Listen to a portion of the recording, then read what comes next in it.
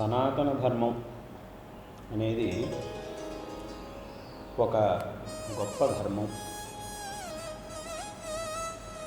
ఈ ధర్మానికి సనాతన ధర్మము అనేటటువంటి పేరుంది. ఇక్కడ రెండు పదాలు ఉన్నాయి. ఒకటి సనాతనం అనే పదం ఒకటి, ధర్మము అనే పదం ఒకటి.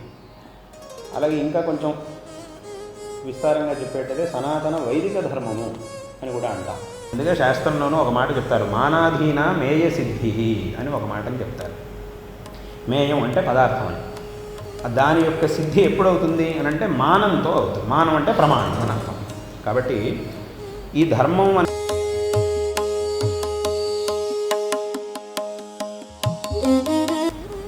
ఇప్పుడు కలియుగం 4,32,000 సంవత్సరాలు. ఒకసారి కలియుగం గడవాలి అని అంటే మనిషి ఎన్నిసార్లు పుట్టాలి, ఎన్నిసార్లు పోవాలి?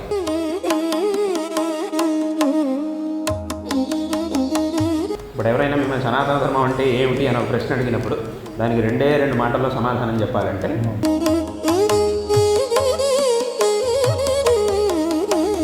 ఏ మనిషికి ఏది కావాలో ఆకలేసిన వాడికి అన్నం పెట్టాలి, వస్త్రం లేని వాడికి వస్త్రం ఇవ్వాలి. ఇదా చేస్తే ఎవరికి ఏది కావాలో దాన్ని వాడికి అందిస్తే అదే ఉపకారం అని అంటే. సమాజంలో ఉండేటటువంటి ప్రతి ఒక్క మనిషికి ఒక గౌరవం ఉంది.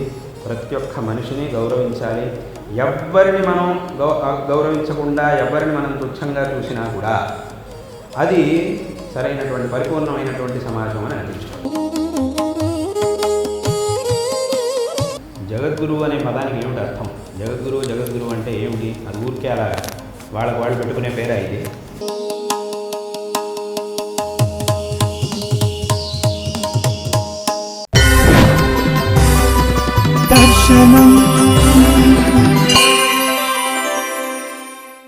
శ్రీ గురుభ్యో నమః. దక్షిణాంనాయ శృంగేరి శారదా పీఠాధీశ్వరులు జగద్గురు శంకరాచార్య శ్రీ శ్రీ శ్రీ భారతీ తీర్థ మహాసన్నిధానం వారికి, జగద్గురు శంకరాచార్య శ్రీ శ్రీ శ్రీ విధుశేఖర భారతీ సన్నిధానం వారికి సాష్టాంగ ప్రణామాలు అర్పిస్తూ, ఇవాళ భారతావనిలో ఒక సనాతన ధర్మానికి చిరునామా, ఆర్ష సంస్కృతికి ఆలవాలం, శతాబ్దాలుగా సంస్కార సమాజం, వైదిక ఆర్ష సంస్కృతిని ఈ సమాజానికి అందిస్తూ ఇవాళ భారతదేశమంతా ఎందరో మహాత్ములు, ఆధ్యాత్మిక ధార్మికవేత్తలందరికీ అత్యంత పూజనీయ స్థానంగా వెలుగొందుతున్నటువంటి పీఠం దక్షిణాంనాయ శృంగేరి శారదా పీఠం.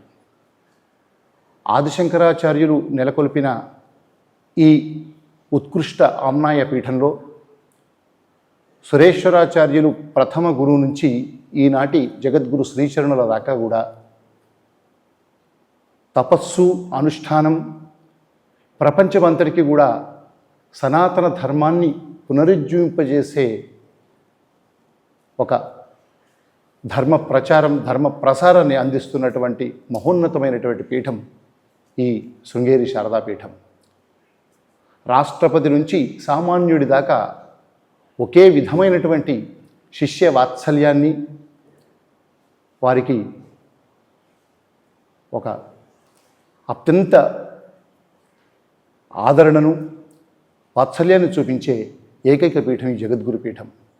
ఈ వైభవం మొత్తానికి కారణమైన, ఇందుకు దగ్గరుండి అన్ని విధాల ఈ సనాతన ధర్మాన్ని ఈ సమాజానికి అందించడంలో విశేషమైనటువంటి కృషి చేస్తున్న ఈ పీఠం యొక్క జగద్గురువులు శ్రీ శ్రీ శ్రీ విధుశేఖర భారతి సన్నిధానం వారిని ఈ పీఠం యొక్క వైశిష్ట్యంతో పాటుగా ఈ సువర్ణ భారతి మహోత్సవాల విశేషాలు తెలియజేయడం కోసం ప్రత్యేకంగా వారితో సంభాషించాలని ఆయన ప్రార్థించగా వారు ఎంతో అవ్యాజమైన వాత్సల్యంతో అంగీకరించారు.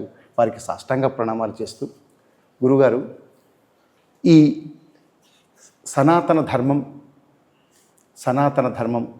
మనదంతా కూడా సనాతన ధర్మం అని అందరము అన్ని విధాలు అనుకుంటుంటాం. సనాతన ధర్మానికి నెలవుగా మన శృంగేరి శారదా పీఠం మా తాత ముత్తాతల నుంచి ఇప్పటిదాకా అందరూ కూడా ఇంట్లో గురువుల ఫోటోలతోనే మేము అప్పుడు ఈ సనాతన ధర్మానికి చిరునామాగా మేమంతా భావిస్తాం. మొదట సనాతన ధర్మం అంటే అసలు ఏంటి, సనాతన ధర్మాన్ని మనం ఎలా నిర్వచించుకోవాలో గురువులందరూ తెలుసుకోవాలి. సనాతన ధర్మం అనేది ఒక గొప్ప ధర్మం. ఈ ధర్మానికి సనాతన ధర్మము అనేటటువంటి పేరుంది. ఇక్కడ రెండు పదాలు ఉన్నాయి. ఒకటి సనాతనం అనే పదం ఒకటి, ధర్మము అనే పదం ఒకటి. అలాగే ఇంకా కొంచెం విస్తారంగా చెప్పేటైతే సనాతన వైదిక ధర్మము అని కూడా అంటాం. సనాతనం, వైదికం, ధర్మం అని మూడు పదాలు ఉన్నాయి. ఈ మూడు పదాలని మనం సరిగ్గా విచారించి చూస్తే ఇవి కేవలం ఈ ధర్మానికి ఏదో ఒక పేరు పెట్టాలి కాబట్టి ఈ పేరు పెట్టారు అని మాత్రం కాకుండా దీని యొక్క ఉత్కృష్టతని మనకి చెబుతాయి ఈ మూడు పదాలు. మొట్టమొదటి ఇప్పుడు ధర్మము అనేటటువంటి పదం ఏదైతే ఉందో దాని యొక్క అర్థం ఏమిటి అనంటే ఈ ప్రపంచాన్ని ధరించినటువంటిది. ఈ ధర్మం అనేది ఏదైతే ఉందో ఇది తన మీద ఈ ప్రపంచాన్ని ధరించింది. ఇది మనకు ఎలా తెలుస్తుంది అనంటే దీన్నే మనకి వేదం చెబుతూ ఉన్నది, మహానారాయణ ఉపనిషత్తు చెబుతూ ఉన్నది. ధర్మో విశ్వస్య జగతః ప్రతిష్ఠ అని మనకి ఆ ఉపనిషత్తు చెబుతూ ఉన్నది. కాబట్టి ధర్మో విశ్వస్య జగతః ప్రతిష్ఠ, సమస్త విశ్వానికి ధర్మమే ఆధారము అని చెప్తుంది. కాబట్టి ఇక్కడ ఆధారభూతమైనటువంటి ధర్మము అని దీని యొక్క అర్థం. అలాగే వైదిక ధర్మము అని అంటున్నాం. వైదిక అనే పదాన్ని ఎందుకు ప్రయోగిస్తున్నాము అని అంటే ఈ లోకంలో ఏ విషయమైనా కూడా దానికి ఒక ప్రమాణం ఉండాలి. ఏమైనా కూడా దీనికి ఏమిటి ప్రమాణం, మొట్టమొదట మనం అడిగేటటువంటి ప్రశ్న దీనికి ఏమిటి ప్రమాణం. మీకు ఎవరో ఒక మనిషి వచ్చి ఏదో ఒక విషయం చెప్పాడు, వెంటనే మీరు ఏం చేస్తారు, ఇది నీకు ఎవరు చెప్పారు, నీకు ఎలా తెలిసింది అని అడుగుతాం. ఎవరినైనా అంతే. నాకు ఫలానా వాడు చెప్పారు అని, అథవా నేనే చూశాను అని వాడు చెప్తాడు. అప్పుడు వాడు చెప్పినటువంటి సరైనటువంటి ప్రమాణాన్ని బట్టే వాడు చెప్పాడు అని కనుక తీర్మానం అయితే అప్పుడు మనం వాడు చెప్పింది సరి అని నమ్ముతాం, నిజము అని చెప్పి తీర్మానం చేస్తాం. ఒకవేళ వాడు ఎవరో దారిని పోయేవాడు ఎవడో దాని ఎవడో చెప్పాడు అని అంటే అయితే వాడి మాటలు పట్టించుకోవాల్సిన అవసరం లేదు అని మనం వదిలేస్తాం. ఎందుకంటే అదేం ప్రమాణం కాదు కాబట్టి దాన్ని వదిలేస్తాం. కాబట్టి ఏ వస్తువు అయినా కూడా ఒక ప్రమాణంతో తీర్మానించబడాలి. అందుకే శాస్త్రంలోనూ ఒక మాట చెప్తారు, మానాధీన మేయ సిద్ధి అని ఒక మాటని చెప్తారు. మేయం అంటే పదార్థం, దాని యొక్క సిద్ధి ఎప్పుడవుతుంది అని అంటే మానంతో అవుతుంది. మానం అంటే ప్రమాణం. కాబట్టి ఈ ధర్మం మన ఇంత గొప్ప ధర్మం, మాది ఇంత చాలా గొప్ప ధర్మం అని మనం చెప్పుకుంటున్నాం కదా, మరి ఇంత గొప్ప ధర్మానికి ప్రమాణం ఏమిటి అనేటటువంటి ప్రశ్న వస్తుంది కదా. ఆ ప్రశ్న వచ్చినప్పుడు దానికి మనం ఒక ప్రమాణం కూడా చూపించాలి. ఏమిటి ఆ ప్రమాణం అంటే అదే వేదం. వేదమే దీనికి ప్రమాణం. కాబట్టి ఇటువంటి వేదం అనేటటువంటి ప్రమాణంలో ప్రమాణం ద్వారా ప్రతిపాదించబడినటువంటి ధర్మం ఈ ధర్మం. కాబట్టి వైదికం అనేటటువంటి పదాన్ని ప్రయోగించారు. కాబట్టి అక్కడికి ఏమైంది, ధర్మం అనే పదం ఏం చెబుతోంది, ఈ ప్రపంచానికి ఆధారభూతమైనటువంటిది ఇది అని ఈ ధర్మం చెబుతోంది, ఈ పదం చెబుతోంది. వైదికం అనేటటువంటి పదం దీనికి ఏమిటి ప్రమాణం అనే దాన్ని చూపిస్తోంది. ఇక సనాతనం అనేటటువంటి పదం ఉంది. ఈ సనాతన పదం ఏం చేస్తోంది అని అంటే దీనికి ఏ విధమైనటువంటి కాల పరిచ్ఛేదం లేదు అని చూపిస్తోంది. పరిచ్ఛేదం అంటే ఏమిటి అని అంటే దాని యొక్క పరిమాణం ఇంత అనంటే ఇది ఇంతే ఉండేది అని చెప్పగలిగితే దాన్ని పరిచ్ఛేదం చేసినట్టు, కొలిచినట్టు. దీన్ని కొలవడానికి కుదరదు. అంటే ఇంతకాలం మాత్రమే ఇది ఉంటుంది అని చెప్పడం కుదరదు, అథవా ఇంతకాలం నుంచి మాత్రమే ఇది ఉన్నది అని చెప్పడం కుదరదు. ఇది అనాది కాలంగా వచ్చింది. ఇది శాశ్వతమైనటువంటి ధర్మం. ఇక్కడ మా అనాది పదం అనాది కాలంగా వచ్చింది, మా ధర్మం అనాది కాలంగా వచ్చిందని మనం చెప్తున్నాం. కానీ ఆ అనాది కాలంగా ఈ ధర్మం వచ్చింది అని చెప్పేటప్పుడు ఆ అనాది అనేటటువంటి పదం ఏదైతే ఉందో అది చెప్పి అక్కడ 3 అక్షరాల పదం అది. కానీ దాని యొక్క బరువు చాలా ఉంది, దాని యొక్క అర్థం చాలా గంభీరమైనటువంటిది. అది మనకు తెలియాలంటే మనం సామాన్యంగా ఒకసారి జ్యోతిష్ శాస్త్రంలో అథవా మన పురాణాల్లో చెప్పినటువంటి ఆ కాల గణనని సామాన్యంగా సంక్షేపంగా ఒకసారి కనుక మనం చూస్తే దాని యొక్క గొప్పతనం అనేది, మనం అనాది అనే పదాన్ని ఎందుకు ప్రయోగిస్తున్నాం, ఊరికే నోటిమాటగా అనాది అని అనట్లేదు అనేది మనకు తెలిసి వస్తుంది. ఇప్పుడు శాస్త్రంలో ఇప్పుడు మన కలియుగం ఇదంతా కూడా పైగా ఈ విషయాలన్నీ కూడా ఎక్కడో లేవు. రోజు మనం సంకల్పం చేస్తాం కదా, ఏదైనా సంధ్యావందనం చేసేటప్పుడు, పూజ చేసేటప్పుడు ఒక సంకల్పం చేస్తారు కదా. దాంట్లో ఏం చెప్తారు, మొట్టమొదట అద్య బ్రహ్మణ ద్వితీయ పరాధే కల్పే వైవస్వతమన్వంతరే కలియుగే ప్రథమ పాదే భారతవర్షే భరతఖండే అంతా చెప్తున్నాం కదా. ఈ అన్ని పదాల్లో ఆ కాలం అనేది వచ్చేసింది. బ్రహ్మణ ద్వితీయ పరార్థే శ్వేతవరాహ కల్పే. ఏమిటి పదాలకంతా ఏమిటి అర్థం? ఎవరైనా ఆలోచించారా? శ్వేతవరాహ కల్పే అంటే ఏమిటి? వైవస్వత మన్వంతరం అంటే ఏమిటి? అదేమిటి? మన్వంతరం అంటే ఏమిటి? కలియుగం అంటే ఏమిటి? ప్రథమ పాదం అంటే ఏమిటి? ఈ అన్ని పదాలను కనుక మనం సరిగ్గా విచారణ చేస్తే ఆ పదాలకు ఏమిటి అర్థం అనే దాన్ని కనుక మనం సరిగ్గా ఆలోచిస్తే దాంట్లో ఈ అర్థం అంతా వస్తుంది. ఇక్కడ మనం కలియుగం అంటున్నాం, అంతా కలియుగంలో ఉన్నామని చెప్తున్నాం కదా. ఈ కలియుగాని యొక్క కాలం ఎంత? 4,32,000 సంవత్సరాలు. ఇంతకాలాన్ని కలియుగం అని అంటారు. అప్పుడు ఒకసారి కలియుగం మొత్తం గడవాలి అంటే 4,32,000 సంవత్సరాలు గడవాలి. ఇక్కడ ఇంకో విశేషం ఏంటంటే దీని వెనకది ద్వాపర యుగం ఎంత పెద్దది అని అంటే ఈ 4,32,000 సంవత్సరాలు ఇంకో 4,32,000 సంవత్సరాలు కలిపితే అది ద్వాపర యుగం. దానికి ఇంకో 4,32,000 సంవత్సరాలు కలిపితే త్రేతాయుగం. దానికి ఇంకో 4,32,000 సంవత్సరాలు కలిపితే అది కృతయుగం.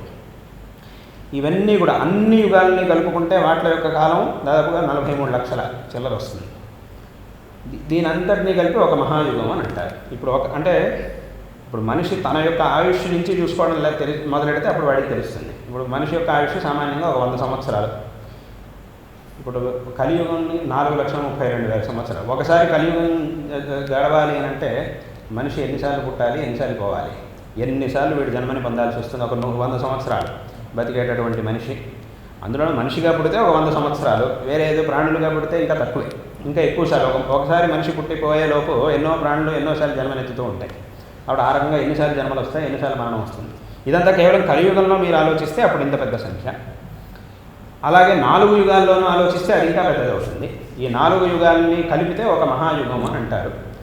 అటువంటి 71 మహాయుగాల్ని ఒక మన్వంతరం అని అంటారు. అటువంటి 14 మన్వంతరాల్ని ఒక కల్పం అని అంటారు. అంటే సామాన్యంగా 1000 మహాయుగాలని ఒక కల్పం అని అంటారు. ఈ ఒక కల్పం అనేది బ్రహ్మకి, ఎవరైతే సృష్టికర్తగా ఉన్నాడో ఆ బ్రహ్మకి ఒక పగలు. అలాగే ఇంకో కల్పం అనేది బ్రహ్మకి ఒక రాత్రి. దీన్నే అక్కడ భగవద్గీతలో కూడా కృష్ణుడు చెప్పాడు. సహస్ర యుగ పర్యంత మహర్యత్ బ్రహ్మణో విధో రాత్రిం యుగ సహస్రాంతాం దేహో రాత్రి విధో జనా అని భగవద్గీతలో కూడా ఒక శ్లోకంలో చెప్పాడు. కాబట్టి ఇంత ఉంది. కాబట్టి అక్కడికి 2000 మహాయుగాలు. ఇప్పుడు ఒక మహాయుగంలోనే, ఒక కలియుగంలోనే ఎన్నిసార్లు మనిషి జన్మెత్తాల్సి వస్తుంది, ఒక మహాయుగంలో ఎన్నిసార్లు జన్మెత్తాల్సి వస్తుంది, ఒక మన్వంతరంలో ఎన్నిసార్లు జన్మెత్తాలి, ఒక కల్పంలో ఎన్నిసార్లు జన్మెత్తాలి. 2 కల్పాలు అంటే ఒక కల్పం పగలు, ఒక కల్పం రాత్రి బ్రహ్మకి. అటువంటి అంటే అక్కడికి ఏమంటే 2 కల్పాలు అంటే మన యొక్క 2000 మహాయుగాలు, అవి బ్రహ్మకి ఒక రోజు. అటువంటి 360 రోజులు బ్రహ్మకు ఒక సంవత్సరం. అటువంటి 100 సంవత్సరాలు బ్రహ్మ యొక్క ఆయుష్ అని అన్నారు. దాన్ని అక్కడ మనం చెప్తూ ఉన్నాం. ఏమిటి?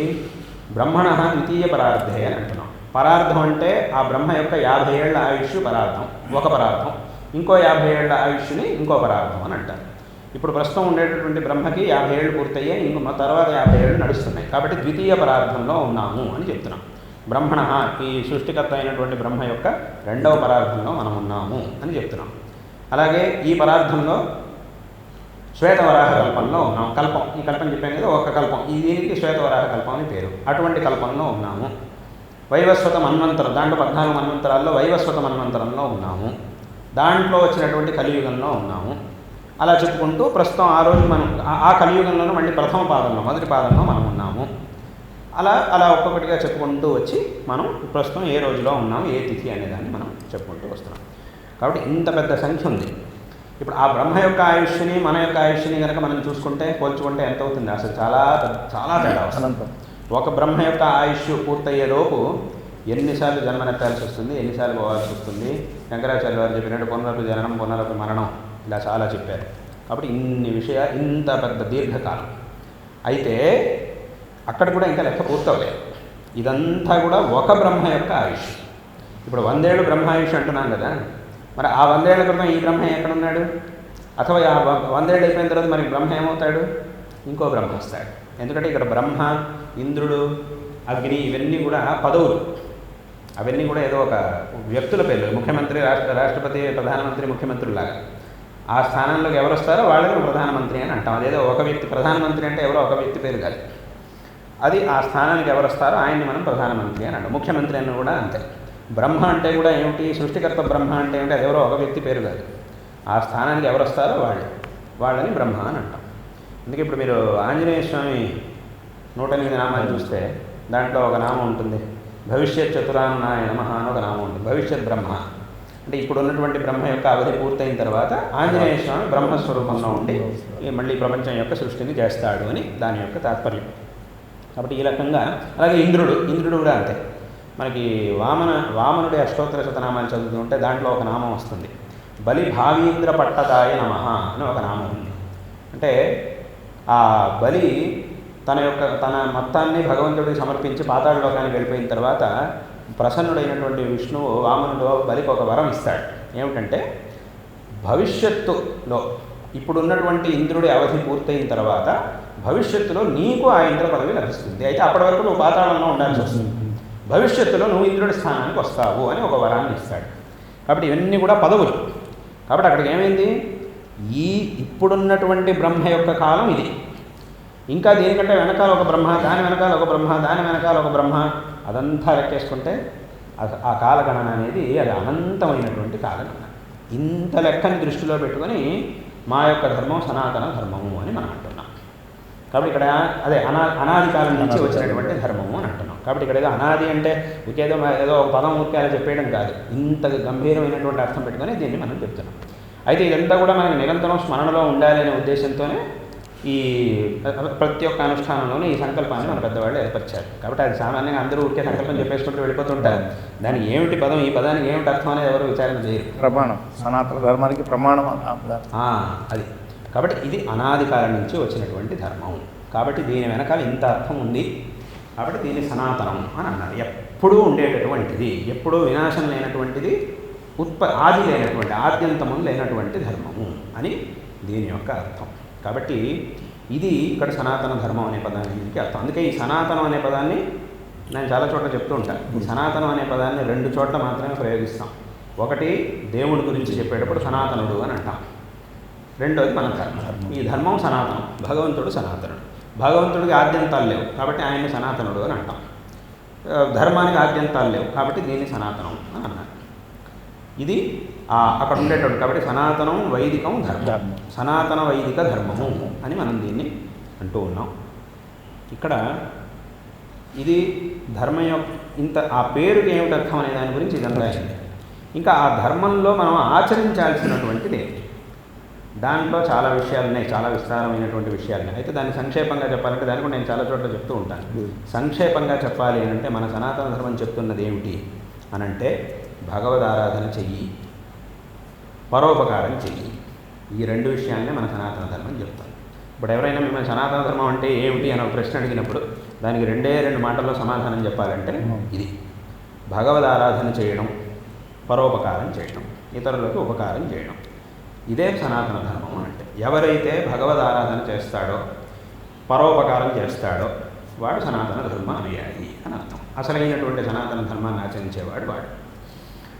భగవదారాధన, ఇక భగవదారాధన చెయ్యాలి అన్నప్పుడు అప్పుడు భగవంతుడు అంటే ఎవరు, ఆయన ఆరాధన ఎలా చెయ్యాలి, భగవంతుడి యొక్క స్వరూపం ఏమిటి, సగుణ స్వరూపం, నిర్గుణ స్వరూపం, శివుడు, కేశవుడు, ఈ విషయాలన్నీ కూడా దాని లోపల వచ్చేస్తాయి ఈ విషయాలన్నీ కూడా. అలాగే పరోపకారం చేయాలి. పరోపకారం అంటే ఏమిటి, ఎవరికి ఏది కావాలో దాన్ని వాళ్ళకి ఇవ్వడం. ఎవరికి ఏది కావాలో అదేగా వాళ్ళకి ఇవ్వాల్సింది. ఇప్పుడు ఏ మనిషికి ఏది కావాలో, ఆకలేసిన వాడికి అన్నం పెట్టాలి, వస్త్రం లేని వాడికి వస్త్రం ఇవ్వాలి. ఇలా చేస్తే ఎవరికి ఏది కావాలో దాన్ని వాడికి అందిస్తే అదే ఉపకారం అని అంటే. అది అక్కర్లేని వాడికి అందిస్తే దాన్ని ఎవరు ఉపకారం అనరు. చెప్పులు లేని వాడికి చెప్పులు ఇస్తే అప్పుడు వాడికి ఉపయోగం, కాళ్ళు లేని వాడికి చెప్పులు ఇస్తే అప్పుడు ఏముంది, అది ఉపకారం. అదే నేను ఉపకారంగా చేసి నేను చెప్పులు ఇచ్చాను, వాళ్ళందరికీ బాబు కష్టపడుతున్నారు, చెప్పులు లేక వాళ్ళంతా ఇబ్బంది పడుతున్నారు, ముళ్ళల్లో నడుస్తున్నారు, అప్పుడు వాళ్ళందరికీ చెప్పులు ఇచ్చాను, అది ఉపకారం అయింది. వీడి కాళ్ళు లేవు, వీడికి చెప్పేస్తే ఎందుకు ఉపకారం అవ్వదు అని అంటే వీడికి అది లేదు కాబట్టి, వీడి దాని ఆవశ్యకత అది అవసరం లేదు కాబట్టి వాడికి ఏం కావాలో అది ఇవ్వాలి, వాడికి ఇది అవసరం లేదు, ఇంకేదో కావాల్సింది దాన్ని వాళ్ళకి ఇవ్వాలి. కాబట్టి ఎవరికి ఏది కావాలో, ధర్మానికి విరోధం కాకుండా, ధర్మ విరుద్ధం కాకుండా ఎవరికి ఏది కావాలో దాన్ని మనం వాళ్ళకి అందివ్వడం అనేదే ఉపకారం అంటే. దీన్నే శాస్త్రం చెప్తుంది.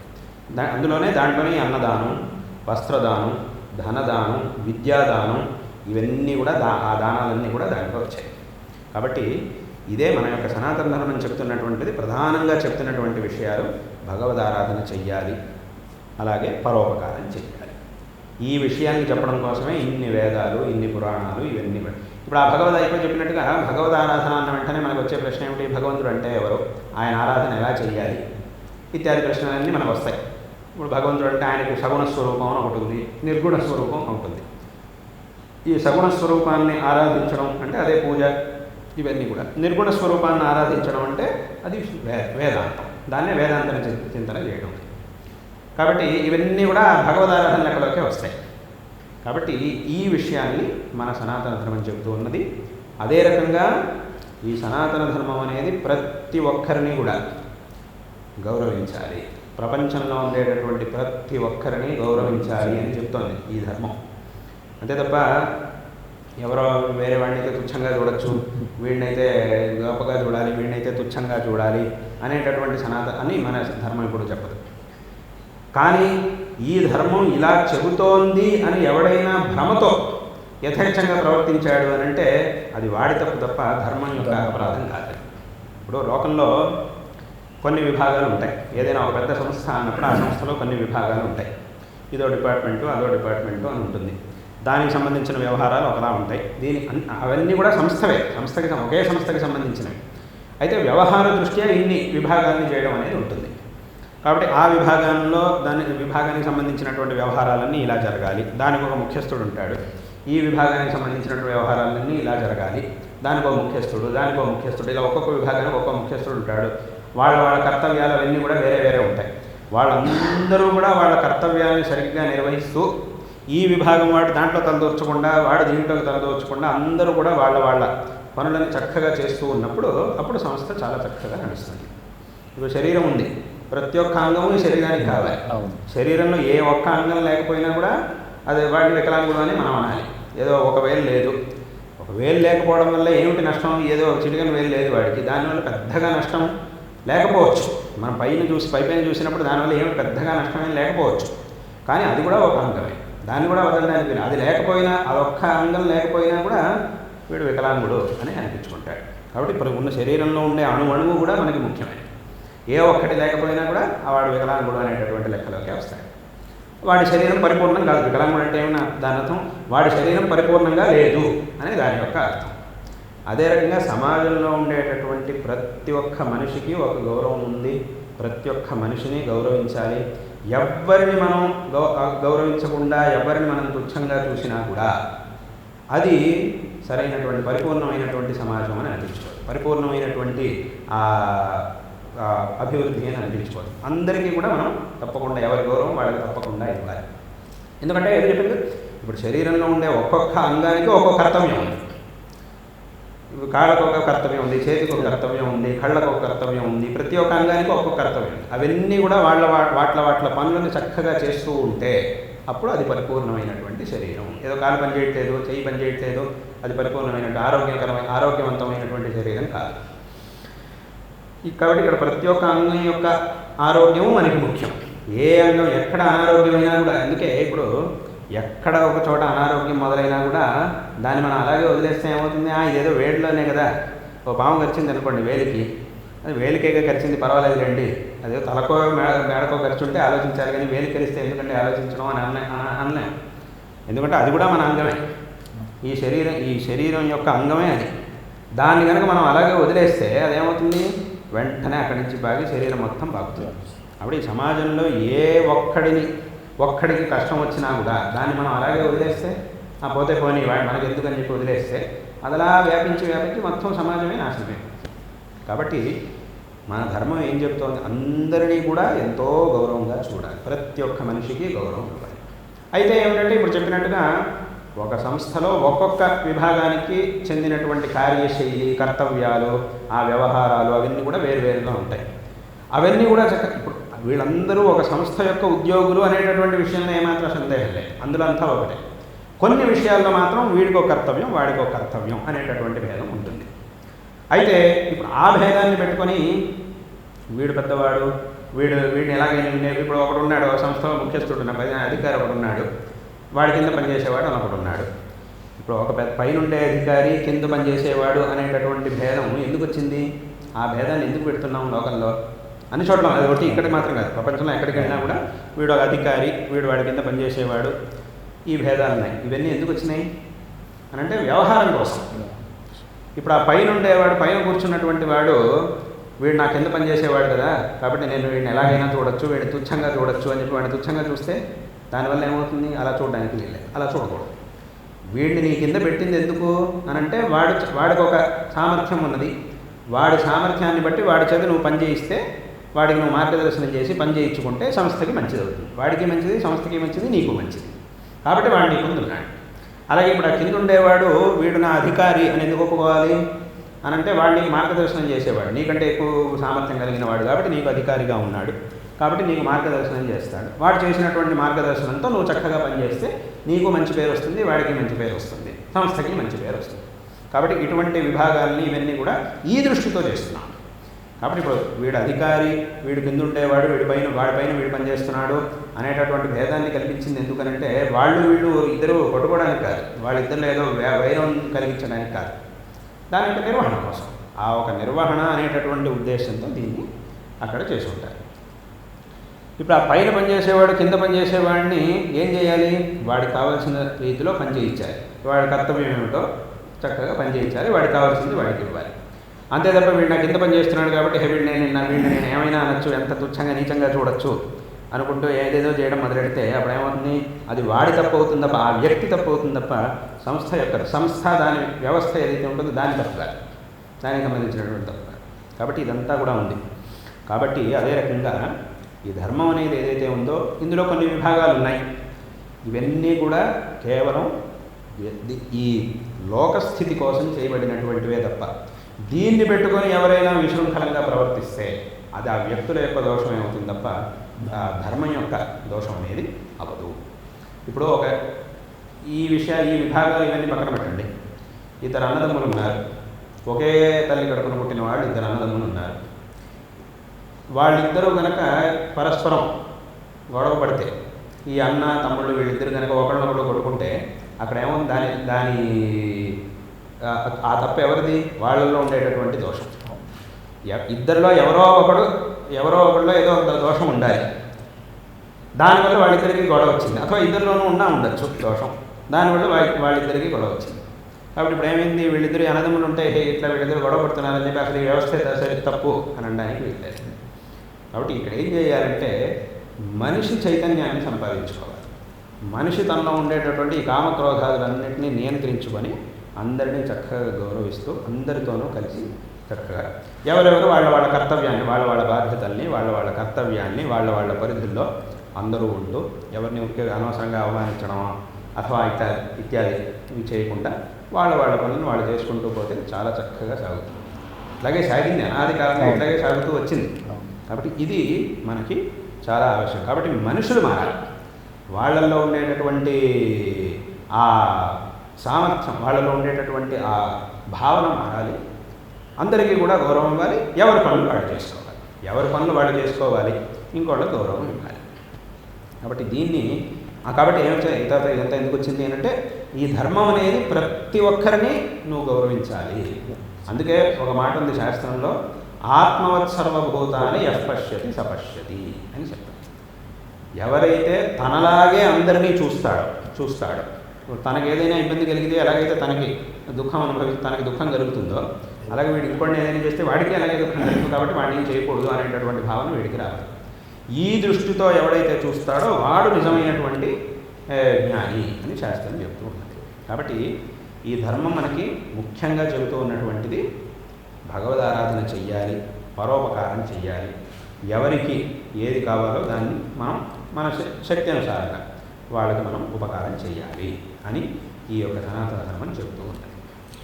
గురువుగారు, ఇప్పుడు ఈ సనాతన ధర్మానికి మనకు ఒక దిక్సూచిక అవైదిక మతాలు ఎన్నో పెట్టిరిగిపోతున్న తరుణంలో ఒక అవతారంగా ఆదిశంకర భగవత్పాదులు ఉద్భవించి ఇవాళ మనకింత గొప్ప వారసత్వాన్ని ఇచ్చారు. వారిని భగవత్పాదులు ఒక అవతార పురుషులు అని మనం ఇన్ని సంవత్సరాలుగా మనం వారిని తెలుసుకుంటున్నాం. ఆదిశంకరుల యొక్క వైశిష్ట్యాన్ని, ఆదిశంకరాచార్యుల వారు మన యొక్క సనాతన ధర్మాన్ని ఉద్ధరించి ప్రతి ఒక్క మనిషి యొక్క శ్రేయస్సుకి కావలసినటువంటి మార్గాన్ని ఉపదేశించిన వారు. అందుకే వారిని మనం జగద్గురువులు అని అంటాం. జగద్గురువు అనే పదానికి ఏమిటి అర్థం? జగద్గురువు అంటే ఏమిటి? అది ఊరికే అలా వాళ్ళు పెట్టుకునే పేరా ఇది? జగద్గురువు అని అంటే ఎవరికి వాళ్ళు పెట్టుకునేటటువంటి పేరు కాదు ఈ జగద్గురువు అనే పేరు. అది వ్యక్తి యొక్క గొప్పతనాన్ని బట్టి ఆ పేరు తనంతట తానే రావాలి, తనంతట తానే వస్తుంది ఆ పేరు. ఇదేదో ఊరికే ఏదో పేరు పెట్టుకున్నట్టు జగద్గురువులు అని పేరు పెట్టేసుకుంటే వీడు జగద్గురు అయిపోతాడు అని అలా అర్థం కాదు. ఈ మధ్య సామాన్యంగా ఇప్పటి కాలంలో ఆ పేరుకి ఆ విలువ పోయింది. జగద్గురు అనేటటువంటి పేరుకి ఇప్పటి కాలంలో విలువ పోయింది. అంటే ఇది ఎట్లా అయిందంటే ఒక రకంగా వీడు జగద్గురు అని పెట్టుకుంటే నేను ఎందుకు పెట్టుకోకూడదు, నేను పెట్టుకుంటా ఆ పేరు. వాడు పెట్టుకుంటున్నాడు, నేను ఎందుకు పెట్టుకోకూడదు. వీళ్ళు పెట్టుకుంటున్నారు, నేను ఎందుకు పెట్టుకోకూడదు. నేను పెట్టేసుకుంటావు పేరు. వీడి పేరు పెట్టుకోవడం, వాడి వెనకాల నలుగురు నిలబడ్డం. ప్రపంచంలో ఎవడైనా సరే వాడు ఎంతటి దుర్మార్గుడైనా సరే వాడి వెనకాల నలుగురు ఉండనే ఉంటారు. కానీ అలాగని చెప్పి వాడు చేసిందంతా సరే అని మనం ఒప్పుకోవడానికి వెళ్ళలేదు. ఇప్పుడు మహాభారతంలో చూస్తే కురుక్షేత్ర యుద్ధం అప్పుడు పాండవుల వెనకాల నిలబడ్డ సైన్యం కంటే కౌరవుల వెనకాల నిలబడ్డ సైన్యమే పెద్దది కదా. అలాగని కౌరవులు చేసింది సరే అని మనం ఒప్పుకోవడానికి అవుతుందా? అలా అవుతుంది. కాబట్టి ఇప్పుడు ఏమవుతుందంటే ఎవరికి వాడికే ఈ జగద్గురు అనే పదానికి ఇప్పటి కాలంలో ఆ విలువే పోయింది అసలు. కాబట్టి వాస్తవంగా ఈ పదానికి ఏమిటి అర్థం, దీని యొక్క అర్థం ఏమిటి అని అంటే, ఈ జగత్తులో ఉండేటటువంటి ఇప్పుడు మనకి గురువు నుంచి ఏం కావాలి? గురువు నుంచి శిష్యుడికి కావాల్సింది ఏమిటి? శిష్యుడి ఆత్మోద్ధారానికి కావాల్సినటువంటి జ్ఞానం. గురువు శిష్యుడి జ్ఞానాన్నిగా ఇచ్చేది. శిష్యుడి ఆత్మోద్ధరణకి కావలసినటువంటి జ్ఞానాన్ని గురువు ఇస్తాడు. ఇప్పుడు ప్రత్యేకంగా వాళ్ళ ఆత్మోద్ధరణకి వాళ్ళ ఉద్ధారానికి కావలసినటువంటి మార్గాలను ఉపదేశించినటువంటి గురువులు వాళ్ళ గురువులు వేరే వేరే ఉంటారు లోకంలో. కానీ సర్వసామాన్యంగా ఈ ప్రపంచంలో ఉండేటటువంటి ఈ జగత్తులో ఉండేటటువంటి ప్రతి ఒక్క మనిషి ఏ విధమైనటువంటి ఆత్మోద్ధారాన్ని కోరుకుంటున్నాడో ఆ ఆత్మోద్ధారానికి కావలసినటువంటి మార్గాన్ని ఉపదేశించేటటువంటి వ్యక్తి ఎవరైతే ఉంటారో వారిని గురువు, జగద్గురువు అని అంటాం. ఇప్పుడు మీరేదో స్కూల్కి వెళ్ళారనుకోండి, ఏదో స్కూల్కో ఎక్కడికో వెళ్ళారు, అక్కడ మీకు కొన్ని పాఠాలు నేర్పించినటువంటి టీచర్లు వాళ్ళు ఎవరో ఉంటారు. వాళ్ళు దానికి మాత్రమే మీ గురువు. ఆ విద్యకి అందులోనూ భేదాలు లేవు. ఈ విద్యకి ఆయన గురువు, ఈ సబ్జెక్ట్ని ఈయన నేర్పించాడు, ఈ లెక్కల్ని నేర్పించిన ఆయన ఈయన, వేరే ఇతిహాసం నేర్పించిన ఆయన ఈయన అని వేరే వేరే ఉంటాయి కదా. చరిత్ర గురించి పాఠం చెప్పిన ఆయన ఈయన అని వేరే దానికి మాత్రమే వాళ్ళు గురువు. కానీ ఈ ప్రపంచంలో ఉండే ప్రతి ఒక్క మనిషి కోరుకునేటటువంటిది ఏదైతే ఉందో అది నాకు కావాలి, అది ఉంటే నేను చాలా నా జీవితం సార్థకం అవుతుంది అని దేన్నైతే కోరుకుంటారో దానికి కావలసినటువంటి మార్గాన్ని చూపించేది ఎవరైతే ఉంటారో వారిని జగద్గురువులు అని అంటారు. ఈ ప్రపంచంలో ఉండేటటువంటి ప్రతి ఒక్క మనిషి కోరుకునేది ఏమిటి? సుఖం. అందులోనూ సుఖం అంటే ఇంకే ఒకసారి వచ్చేడిపోతే అటువంటి సుఖం కాదు కోరుకునేది, శాశ్వతమైనటువంటి సుఖం. నేను ఎప్పుడూ సుఖంగా ఉండాలి, ఇదేగా ప్రతి మనిషి కోరుకునేది. అలాగే నాకు ఎప్పుడూ దుఃఖం అనేది రాకూడదు అనే ప్రతి మనిషి కోరుకుంటాడు. కానీ అలా లేదు, వాస్తవంగా అలా అవ్వట్లేదు, వీడు అనుకున్నట్టుగా అవ్వట్లేదు. నేను ఎప్పుడూ సుఖంగానే ఉండాలి అని కోరుకున్నా కూడా సుఖం దొరకట్లేదు. నాకు దుఃఖం అనేది ఎప్పుడూ రాకూడదు అని అనుకున్నా కూడా కష్టాలు ఆగట్లేదు, కష్టాలు వస్తూనే ఉన్నాయి, ఏదో ఒక రకమైనటువంటి కష్టం వస్తూనే ఉంది.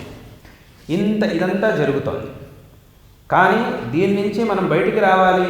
ఇప్పుడు మనం అనుకున్నట్టుగా నాకు సుఖమే ఎప్పుడూ కావాలి అని అనుకున్నా కూడా సుఖం దొరకట్లేదు. ఎందుకు? దానికి ఏదో కారణం ఉంది, ఎక్కడో లోపం ఉంది. నాకు కష్టాలే రాకూడదు అని అనుకున్నా కూడా కష్టాలు ఆగట్లేదు.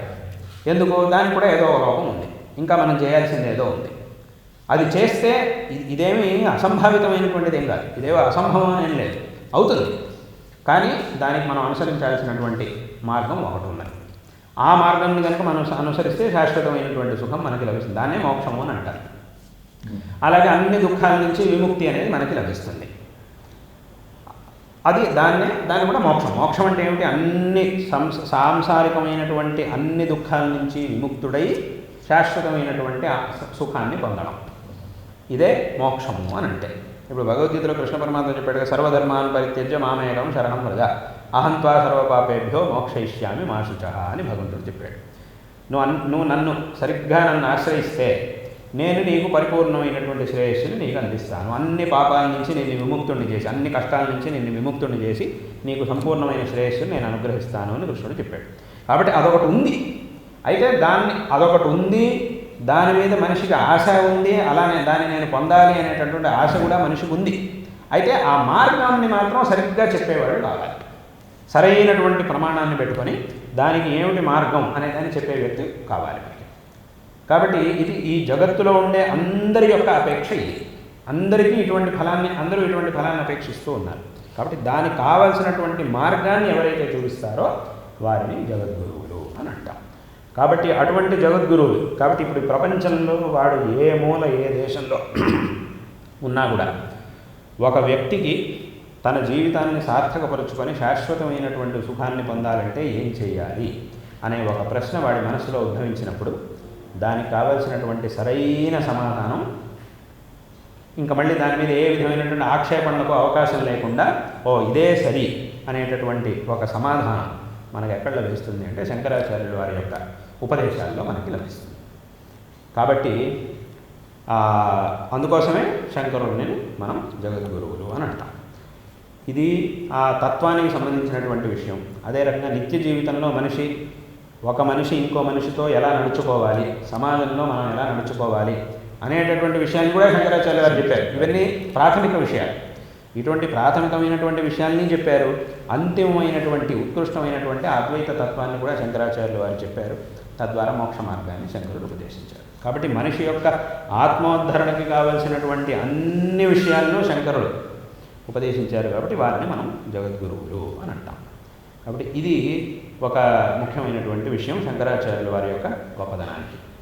అదే రకంగా ఇంకో విషయం ఏమిటి అనంటే శంకరాచార్యుల వారు అందరిలోనూ ఒక ఐకమత్యాన్ని తీసుకొచ్చారు. సమస్త ఆస్తికుల్లోనూ ఐకమత్యాన్ని తీసుకొచ్చారు. ఎందుకంటే నేను చాలా చోట్ల చెప్తూ ఉంటాను, ఇప్పుడు ఒక కాలంలో సమస్య ఏమిటి, అసలు దేవుడే లేడు అనేటటువంటి వాళ్ళ వల్ల సమస్య కాదు, దేవుడు ఉన్నాడు అని స్పష్టంగా మనం దాన్ని విషయాన్ని నిర్ణయించిన తర్వాత అప్పుడు రెండో సమస్య మొదలవుతుంది. ఏమిటి, దేవుడు ఉన్నాడు సరే, ఏ దేవుడు, మళ్ళీ ఈ దేవుడా ఆ దేవుడా, ఈ దేవుడు పెద్దవాడా ఆ దేవుడు పెద్దవాడా, ఏ దేవుడు పెద్దవాడు, ఇదో ప్రశ్న మళ్ళీ మొదలవుతుంది అక్కడ. ఆ ప్రశ్న మళ్ళీ ఆ ప్రశ్న దానికి సమాధానం చెప్పుకోవడం కోసం ఒకళ్ళొకళ్ళు కొట్టుకోవడం, ఇవన్నీ కూడా మళ్ళీ అంతఃకలహాలు, ఇవన్నీ కూడా శివుడే పెద్దవాడు విష్ణువు చిన్న పెద్దవాడు అని వీళ్ళందరూ కూడా పరస్పరం కొట్టుకోవడం, ఈ విషయాలన్నీ ఇలాంటివన్నీ కూడా జరుగుతూ ఉంటాయి. అది రెండో సమస్య.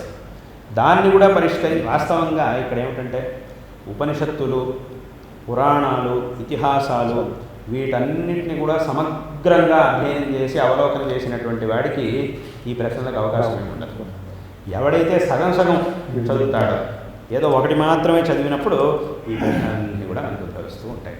ఇదేమిటి, అదేమిటి, ఇదెందుకు, అదెందుకు, ఈ శివుడే పెద్దవాడు విష్ణువు చిన్నవాడు అనడం, అథవా విష్ణువే పెద్దవాడు శివుడు చిన్నవాడు అనడం, కాదు వీళ్ళిద్దరికంటే అమ్మవారే పెద్ద అని అనడం, ఇవన్నీ కూడా ఈ పక్షాలన్నీ కూడా ఏర్పడతాయి.